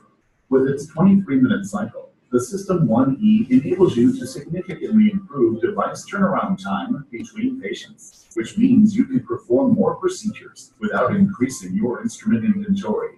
And its small footprint enables you to locate the processor close to your OR. The System 1E is validated to reprocess an extensive list of heat-sensitive, immersible, critical, and semi-critical medical devices, including flexible multi-channel endoscopes. The System 1E is easy to use and extremely efficient. Simply insert the device into the tray. Attach the quick connects. Position the single-use S40 sterilant concentrate cup into the tray and start the cycle. With a 20% faster cycle time than System 1, devices are ready for immediate use in just 23 minutes. After following all directions and instructions for use, the operator can have complete confidence that a successful processing cycle has been achieved. Steris's high standards of validation were developed to help ensure your peace of mind. The System 1E Liquid Chemical Sterilant Processing System from Steris embodies the evolution of liquid chemical sterilization. The E in System 1E represents everything you're looking for in device reprocessing using non-traditional methods. The System 1E is efficient thanks to its high-speed device turnaround capability, easy to use, which allows more on-time procedures, a validated system ensuring a consistent process.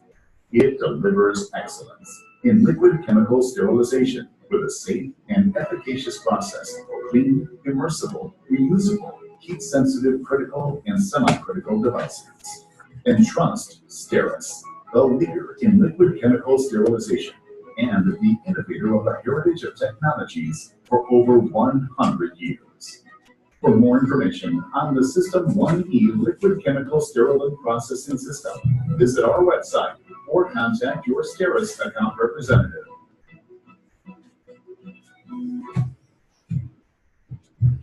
All right. Ionizing radiation. Ionizing radiation is used to sterilize prepackaged products for use in operating rooms in the hospital environment. Irradiation produces thermal and chemical energy, which causes the death of all microbes and spores by disrupting their DNA. Dosimeters are used to measure the absorbed dose of ionizing radiation. We got a ionized Homer Simpson there.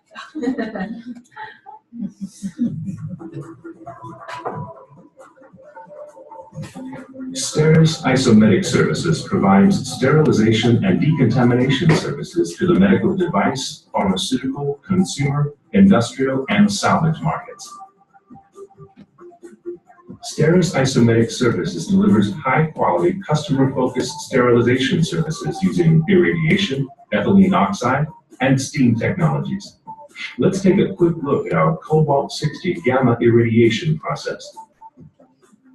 At Steris Isomedic Services, the irradiation process is documented per the established quality system requirements, from product receipt to return shipment. The process begins when unopened boxes or other containers are retrieved from the secure, non-processed side of the warehouse. This area typically includes a fence or physical barrier between the non-processed products and those that have completed the irradiation process. Products are carefully loaded onto a material handling system. They are usually put inside aluminum carriers or totes. Each load is designed to ensure the specified dose is delivered. Then, process monitoring devices called dosimeters are placed at previously determined points on the product to measure the delivered irradiation dose. Next, our specially trained and certified operators enter and verify the product-specific cycle parameters in the control system, and the cycle begins. The carriers travel by conveyor through a concrete maze that separates the non-processed area from the irradiation chamber. Inside the irradiation chamber, the cobalt-60 isotope, often called the source, is contained in encapsulated pencils that are carefully arranged in a specially designed rack. When not in use, the source rack is submerged in a storage pool of deionized water.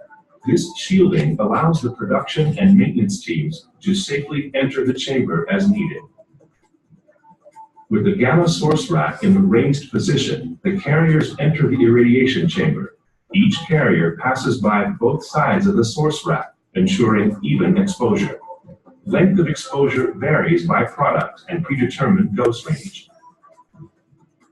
After a carrier is exposed for the designated time, it exits the chamber through another concrete maze and moves into the secure, processed side of the facility. Here, the processed product is unloaded and the dosimeters are carefully removed and prepared for review. The product is then palletized and shrink wrapped. A label is placed on each pallet indicating the product is processed, and pallets are stored in the processed side of the warehouse. After processing, specially trained employees visually inspect each dosimeter to make sure it was not damaged during the irradiation process. Dosimeter measurement is critical.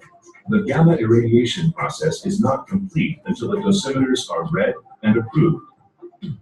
Then, the dosimeters are placed into the dosimeter measurement device for measurement of response, which in turn is used to calculate the dose delivered to the product. Upon completion, a technician will e-sign the gamma dose record. Then, the gamma dose record report is electronically signed by a member of the planning team. Finally, once the quality team verifies that all the customer-specific processing parameters have been met, the product is now ready for shipment. STERIS Isometics, quality, reliable gamma irradiation processing for your industry.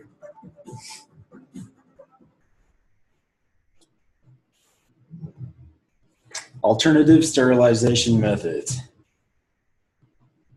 Ozone gas sterilization is destructive to rubber and plastics and corrodes some metals. It's often used for biohazardous waste disposal or sterilization.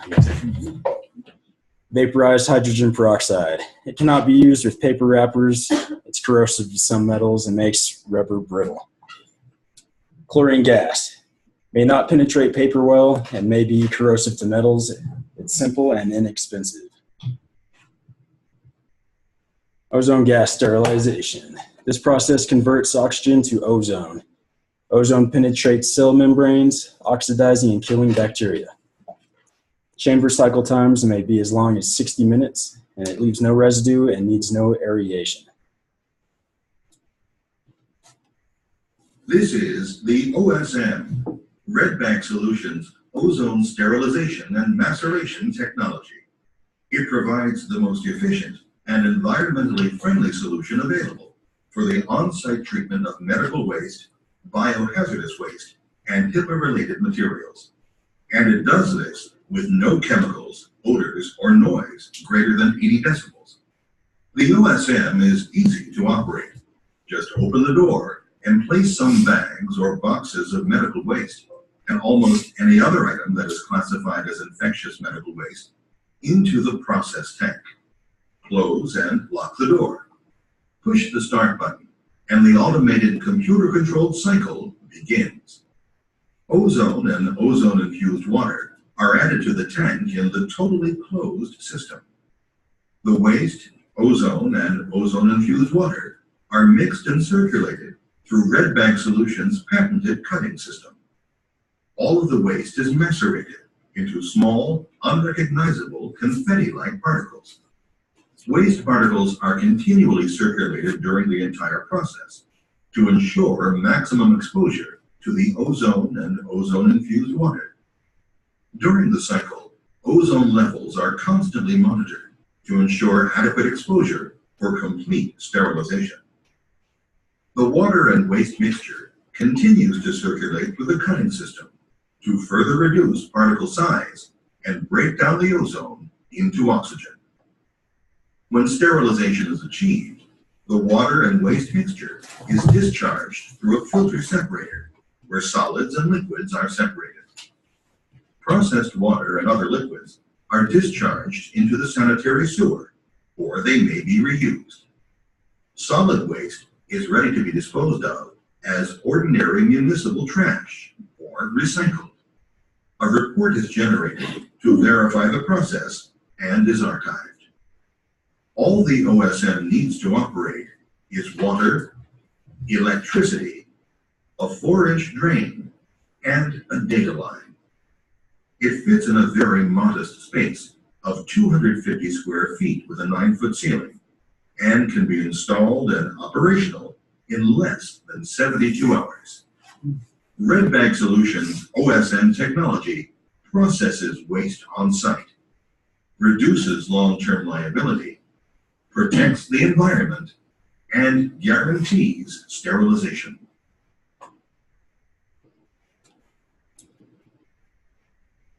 Vaporized hydrogen peroxide, or VHP. It uses 30% concentrated hydrogen peroxide in a gas form. VHP has not been cleared by the FDA for sterilization at any healthcare facility, but it was still in our book for some reason.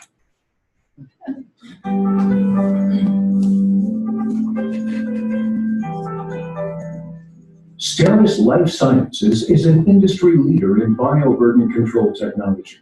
Our portfolio of VHP biodecontamination systems, utilizing STERIS's patented VHP process technology and proprietary Vaprox hydrogen peroxide sterile, makes STERIS the clear choice.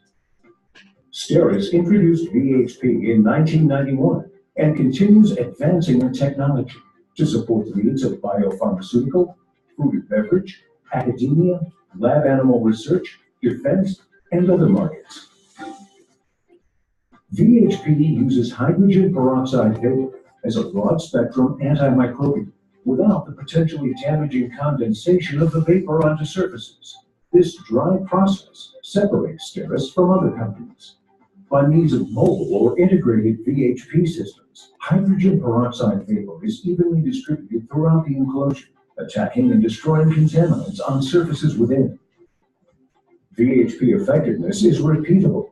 Results are validated with the use of sensors, biological indicators, and chemical indicators. A green technology, VHP naturally decomposes or is broken down into water vapor and oxygen. STERIS's dry process offers advantages in material compatibility versus other technologies, allowing advancements in instrument design and in situ biodecontamination of equipment commonly found in life sciences environments. STERIS VHP process technology continues to evolve, meeting new customer demands.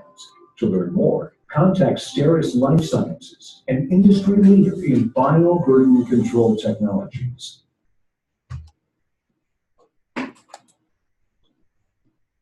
Chlorine dioxide gas sterilization. It sterilizes rapidly at temperatures from 77 to 86 degrees Fahrenheit. Gas is generated by the reaction of chlorine gas and sodium chloride. It's usually used to fumigate or gas a room or a chamber. It's not FDA approved for use as a sterilizing agent in the health and medical environments. Welcome to PureLine, experts in generation and application of chlorine dioxide.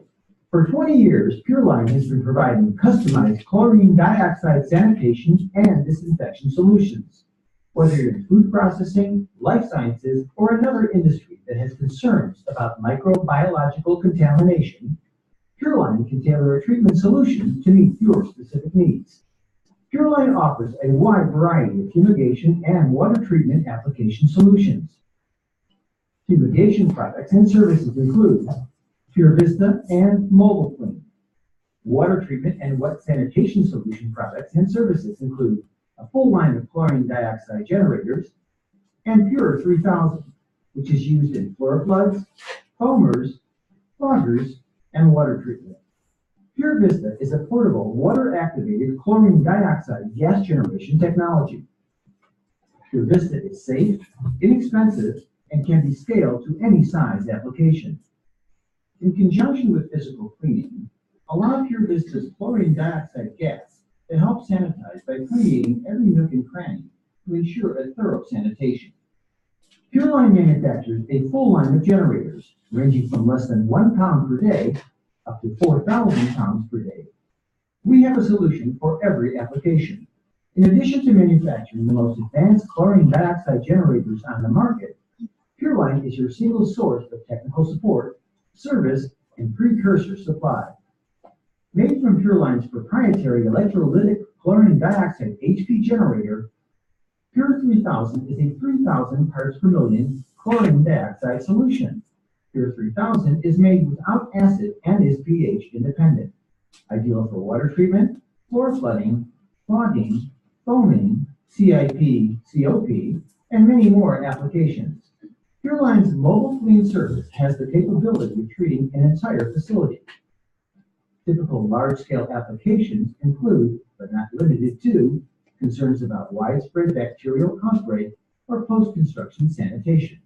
For example, after new facility construction or after updating the hygienic design of an existing facility.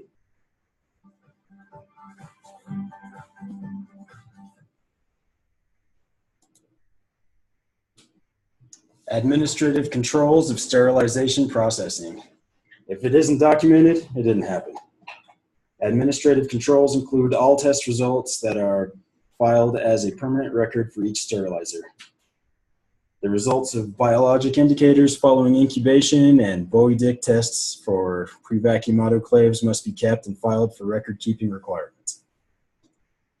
The Joint Commission inspectors frequently examine administrative sterilization records to assess compliance with record-keeping and regulations, or with record-keeping regulations. These records are considered information that can be reviewed by a court of law. So it's like every type of sterilization system, any test, anything that's sterilized will probably have a printout or some sort of documentation. And I guess they permanently file them on hand for life, I guess. Huh? I don't know if there's like, you know, like they have to keep them for 10 years. 10 years or something like that. Know. Yeah, because that would be a lot. Oh yeah, you'd have to have a whole building just to store everything. Yeah. All right, that's my presentation. Those are some great videos. Oh, thank you. I tried to keep them short. Why aren't some of those approved yet? If they're so good and I think so- they still use them. They just don't use them at the hospital. Like the ozone stuff, they probably dispose of biological hazard offsite. Oh, maybe I'm thinking. And like the radiation stuff, they probably do that before equipment ever gets to the hospital. And chlorine gas, that's like a weapon of mass destruction. I don't know why they'd use that for. Right on.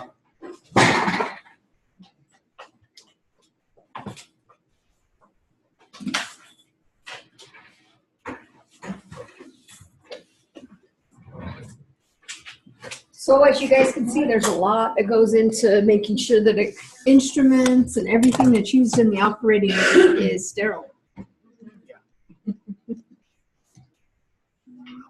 got the last part of that, if I can find it.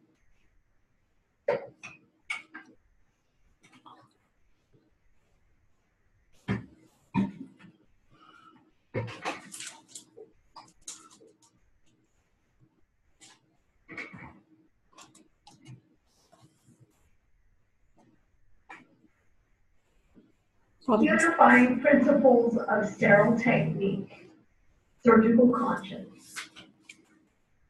Strict adherence to sterile technique. Principles are fundamental rules that serve as the basis for action and guide those actions. Doing the right thing when no one is looking.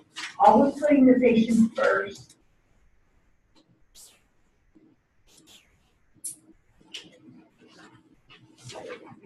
Maybe now.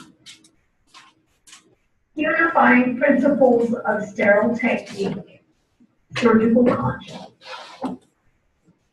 Strict adherence to sterile technique. Principles are fundamental rules that serve as the basis for action and guide those actions. Doing the right thing when no one is looking. Always putting the patient first and having moral integrity. Surgical conscience is the responsibility toward the patient and oneself that seeks to ensure consistent delivery of quality care to the patient. AST recommended standards of practice related to sterile technique. Creating a sterile field. Have all the necessary instruments, supplies, and equipment needed to prepare the sterile field for the procedure. All OR furniture and equipment should be placed where it is most accessible for the procedure. When opening the sterile field, traffic should be kept to a minimum. Sterile supplies should be opened as close to the procedure time as possible, and use as few motions as possible when setting up. Try to move it once. Bow technique and underside of Mayo stand. Bow technique should be used in order to avoid cross-contamination and also to reduce SSIs. Sterile to sterile, only sterile items on sterile items. So when you have a Mayo stand, you should only have, when you have a sterile Mayo stand, you should only have sterile items on that Mayo stand. Surgical drapes and gowning clothing. Only sterile drapes should be used. Do not compromise the integrity of the drapes. Use only fluid-resistant drapes, and drapes should be free of lint. Reusable drapes must also meet the same criteria. All sterile team members must wear sterile gowns prior to entering the field. Any compromise in the integrity, they should be deemed unsterile. All sterile team members must wear sterile gloves, and double gloving is always recommended. Principle 1, the sterile field. If in doubt, throw it out. A case that gets moved requires new supplies and instruments if they were previously opened. You cannot move open instruments or sterile drapes to another room without possibly contaminating. Indicators must always be checked prior to opening trays, when you have open trays, and prior to putting those trays on your table. After incision is made, a scalpel is considered contaminated. The skin knife should not be used for deep incision. You should always use a separate setup for clean parts of a procedure, and parts that are considered contaminated should have a separate setup. Autoclave instruments should be handled with transfer handles during a case. So if an instrument becomes contaminated and needs to be autoclaved, it should be handed back to you using transfer handle. The surgical tech should grab only the inner package of a pill pack instrument. 1-inch perimeter around the edge of a sterile package is considered non-sterile. Circulators must use aseptic technique when opening sterile items. Only the top of a drape table is considered sterile. Any item that drops over the edge of the table is considered non-sterile. So if a cord falls off the edge of your table, that cord is no longer considered sterile.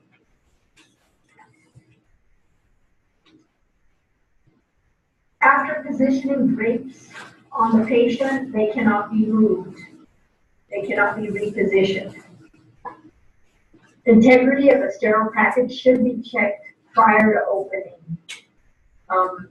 The package needs to be checked for any holes or damage prior to that item being put onto your sterile fill. Sterile and non-sterile should not be stored together.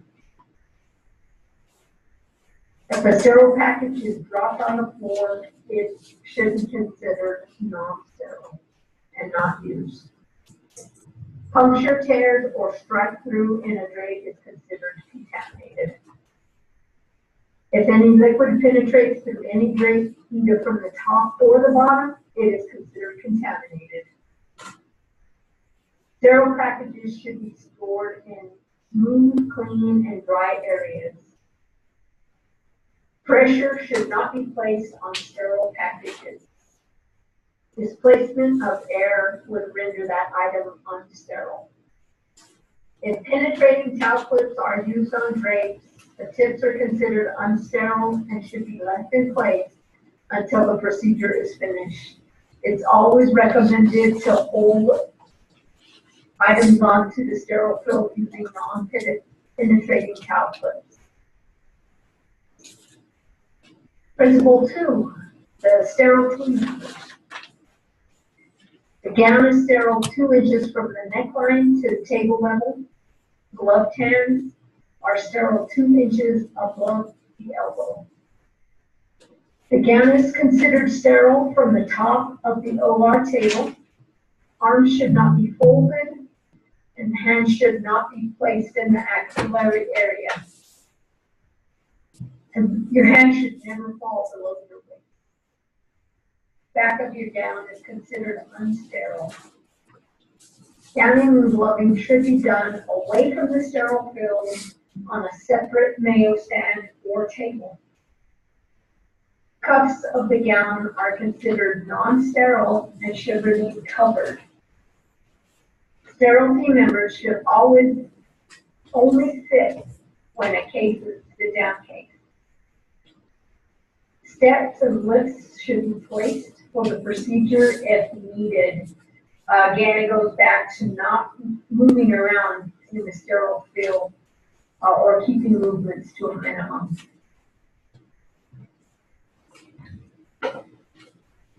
Movement in and around the sterile field. So only sterile team members or items should be within the sterile field.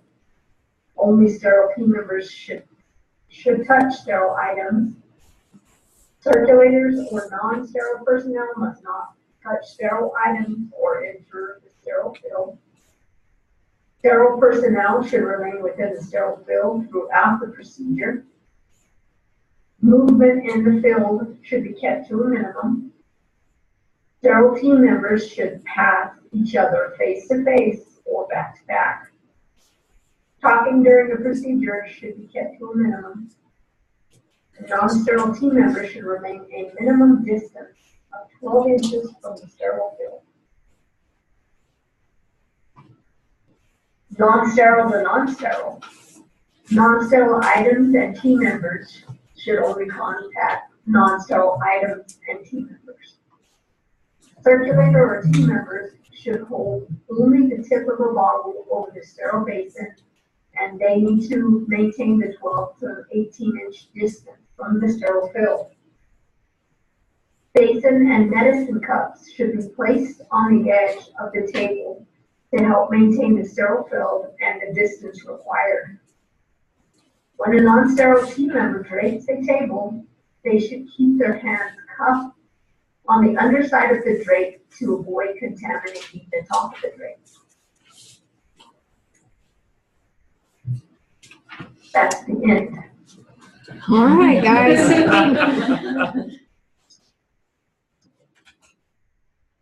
Any questions? It's a lot. Yeah. So why don't you guys take a break and then we'll just kind of go over the review. And you guys got my email, the test, we'll have it on Wednesday. Test is when? Wednesday. Wednesday. And then chapter 2 is Due by noon on Wednesday, test is Monday. Monday.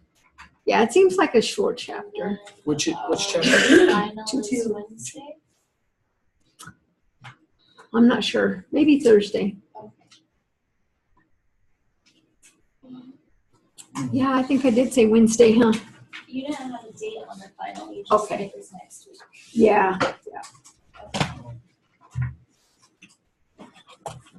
All right, yeah, you guys take a break and then we'll go over the Short review if you chapter. have questions about the review.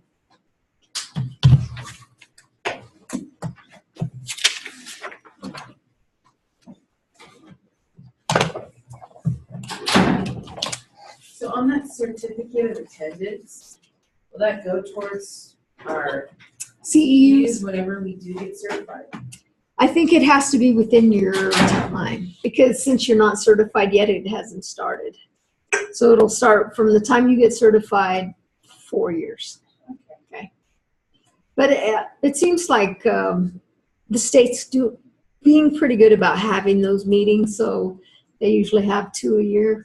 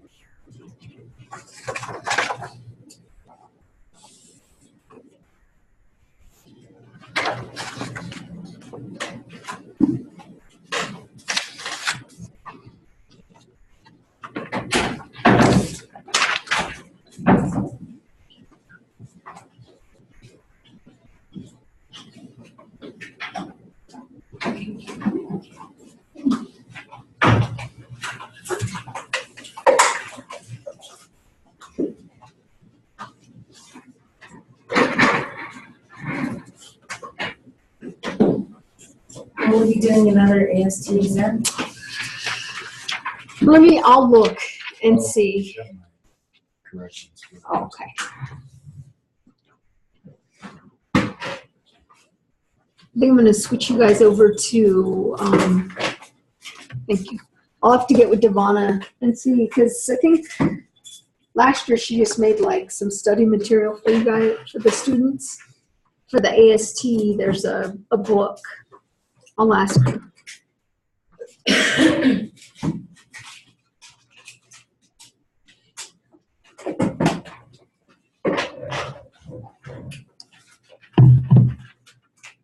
Anybody else got corrections they need to turn in?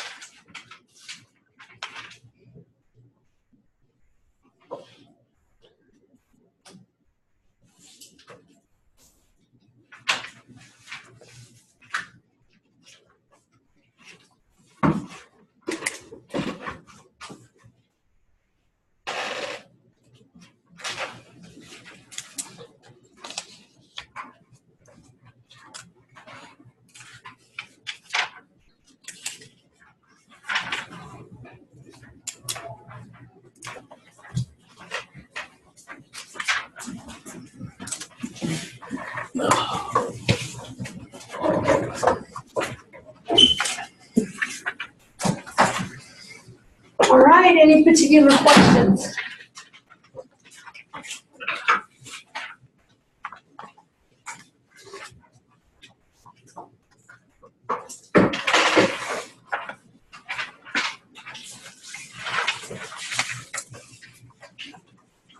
I didn't get number 15. 15. Yeah. Impervious. Impervious? Impervious. Yeah. Where'd you find that at? Yeah. Well, I think that was like on a previous question, on a Previous previous thing you had test. done. Yeah, Impervious but I didn't being find it in this. not allowing passage of liquid through it. Yeah. Yeah, because I don't have a page number on that one.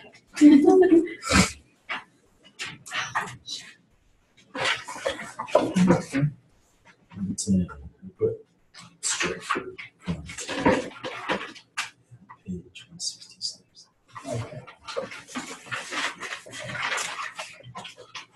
Yeah, and on 141 also. 141. Mm-hmm. Any other questions? 140 and page 141, you said? Yes. Yeah. What about number 24?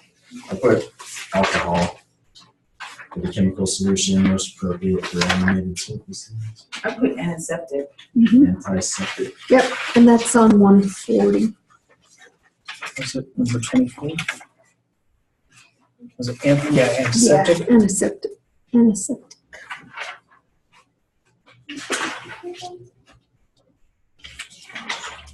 About number 40.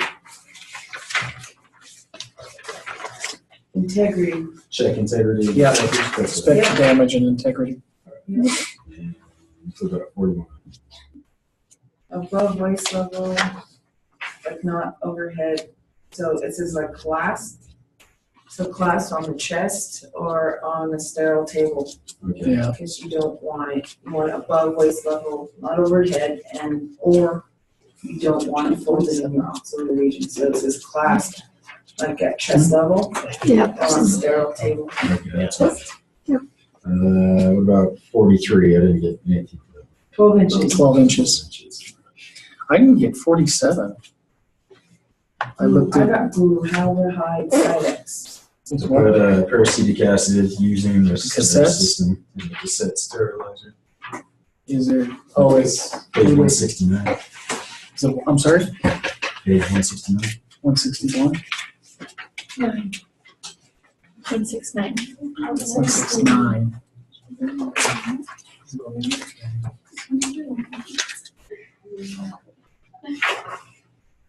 Yeah, the city acid.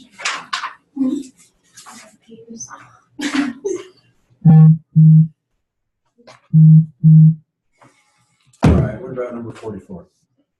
What did anybody get? Sterile technique? Yeah. I wrote the whole practice of strict adherence to sterile technique. Okay.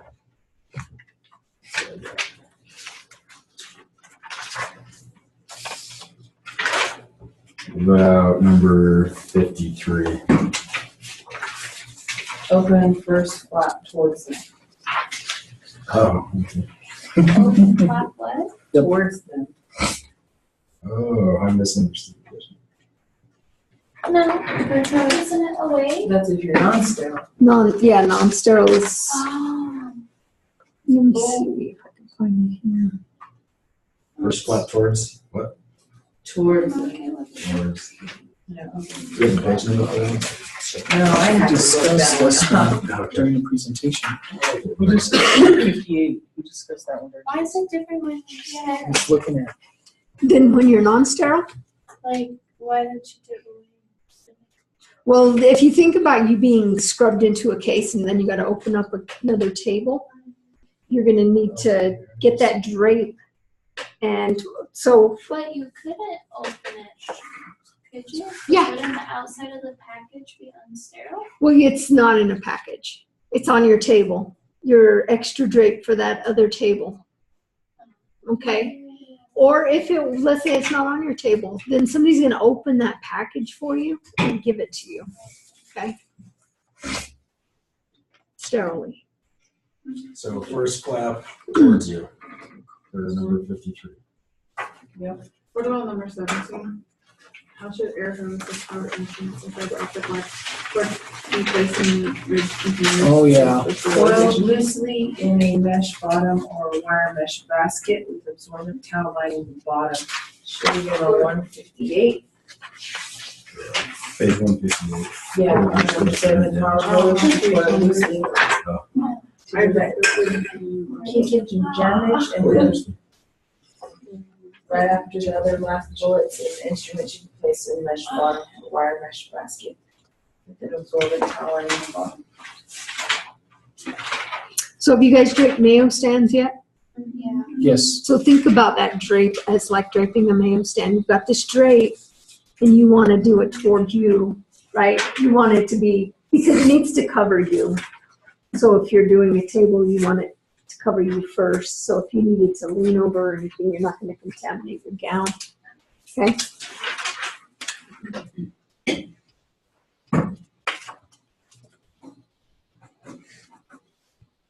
Is number 6 the rigid containers?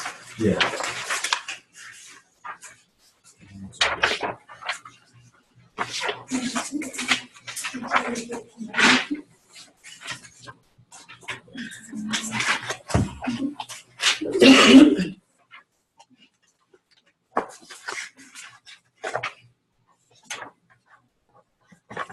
For 51, is it a metal jacket or Yeah, it's a jacket, it's made of metal.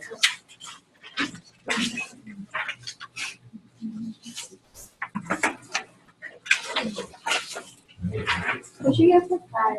I got a pretty good changer for 51. I got 9 heart disease, Crux, CJD, Creutzfeldt Jacobs disease.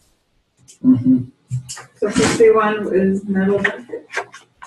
I got a pretty huge chamber. Jacket, it's a jacket. But the jacket's usually made of metal. Did anyone get 48?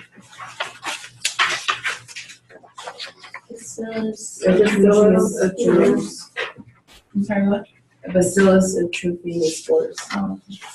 That's the one where I was doing the hydrogen peroxide. That's plasma. Is on. I read the 168. Bacillus 45. Event Pressure related greater than sterility. atmospheric is necessary to increase the temperature of the steam. It's on page 162. 161. Yeah, event related sterility is a concept that replaced the older time related system that's on page 170.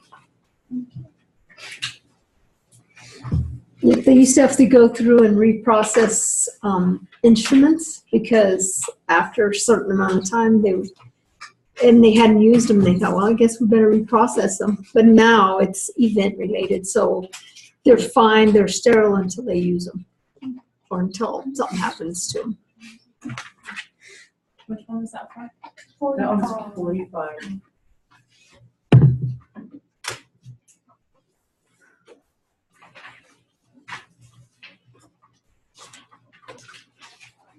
Anything else?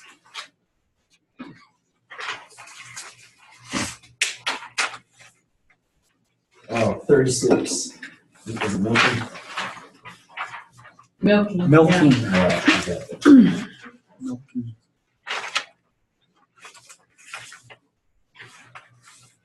You know, Flora with the artisan, what's that number one? So not Bioburden. Yeah, bioburden. Page 142. What was that one?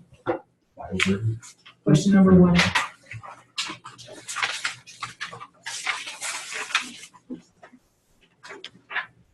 What about 50? Implantables. 15 or 50? 50. Implantables, I got that on, it's one because it's immediate. That is gonna be on page 164. Well, I did that. Yeah. Immediate use steam sterilization of implantables should not be practiced by any healthcare facility. Here. Oh, okay. Yeah.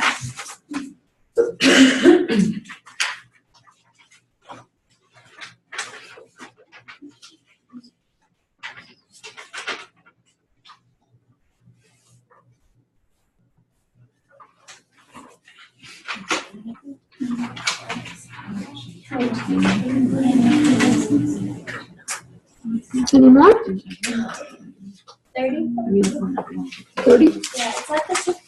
It's right there? My head, like. Turnover. Okay, that's what it's like. Turnover. It was in there, but it was like, For number 30? Did you guys get it? Turnover.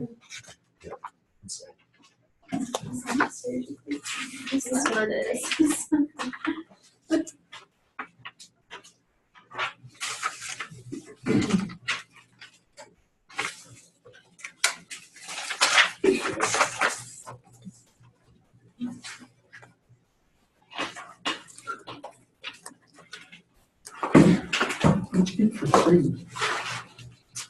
Wiping in sterile water. Soaking and cleaning of instruments, never use saline, flush linens for. Okay. So it's just like saying, never says, just kind of keep it moist, keep it clean. It's on page 146. Okay. I just didn't know if there was a specific. Right.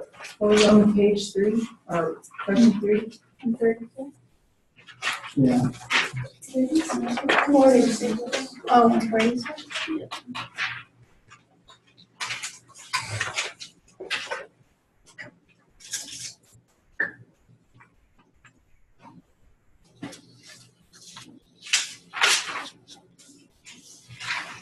Oh yeah, I can't place some stuff like in the sterile water. Oh, you're right. Okay. I heard someone saying, and I was like, wait, what? Oh, never use saline.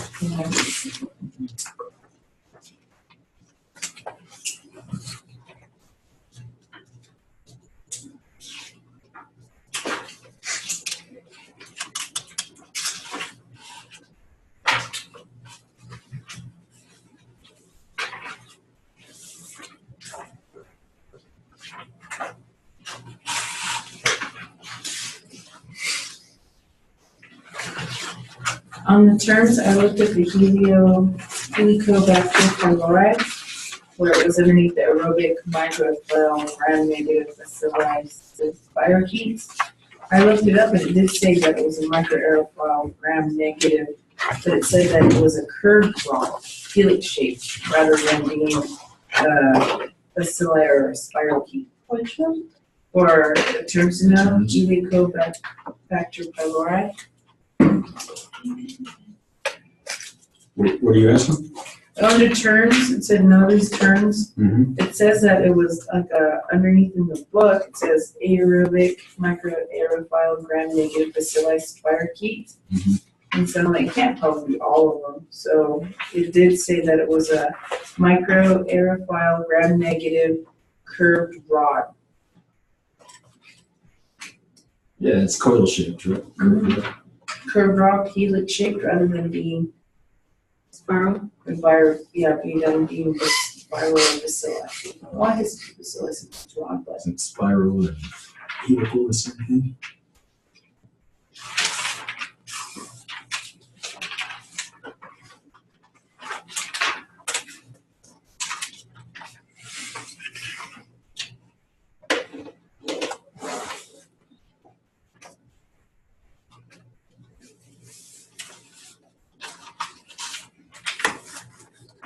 What you guys need to do is just get together as a group, like half an hour or so.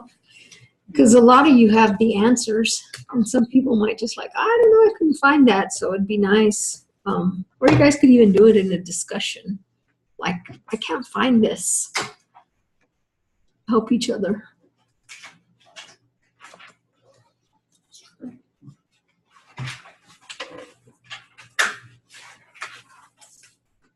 All right, if you guys don't have questions, then you are free to go.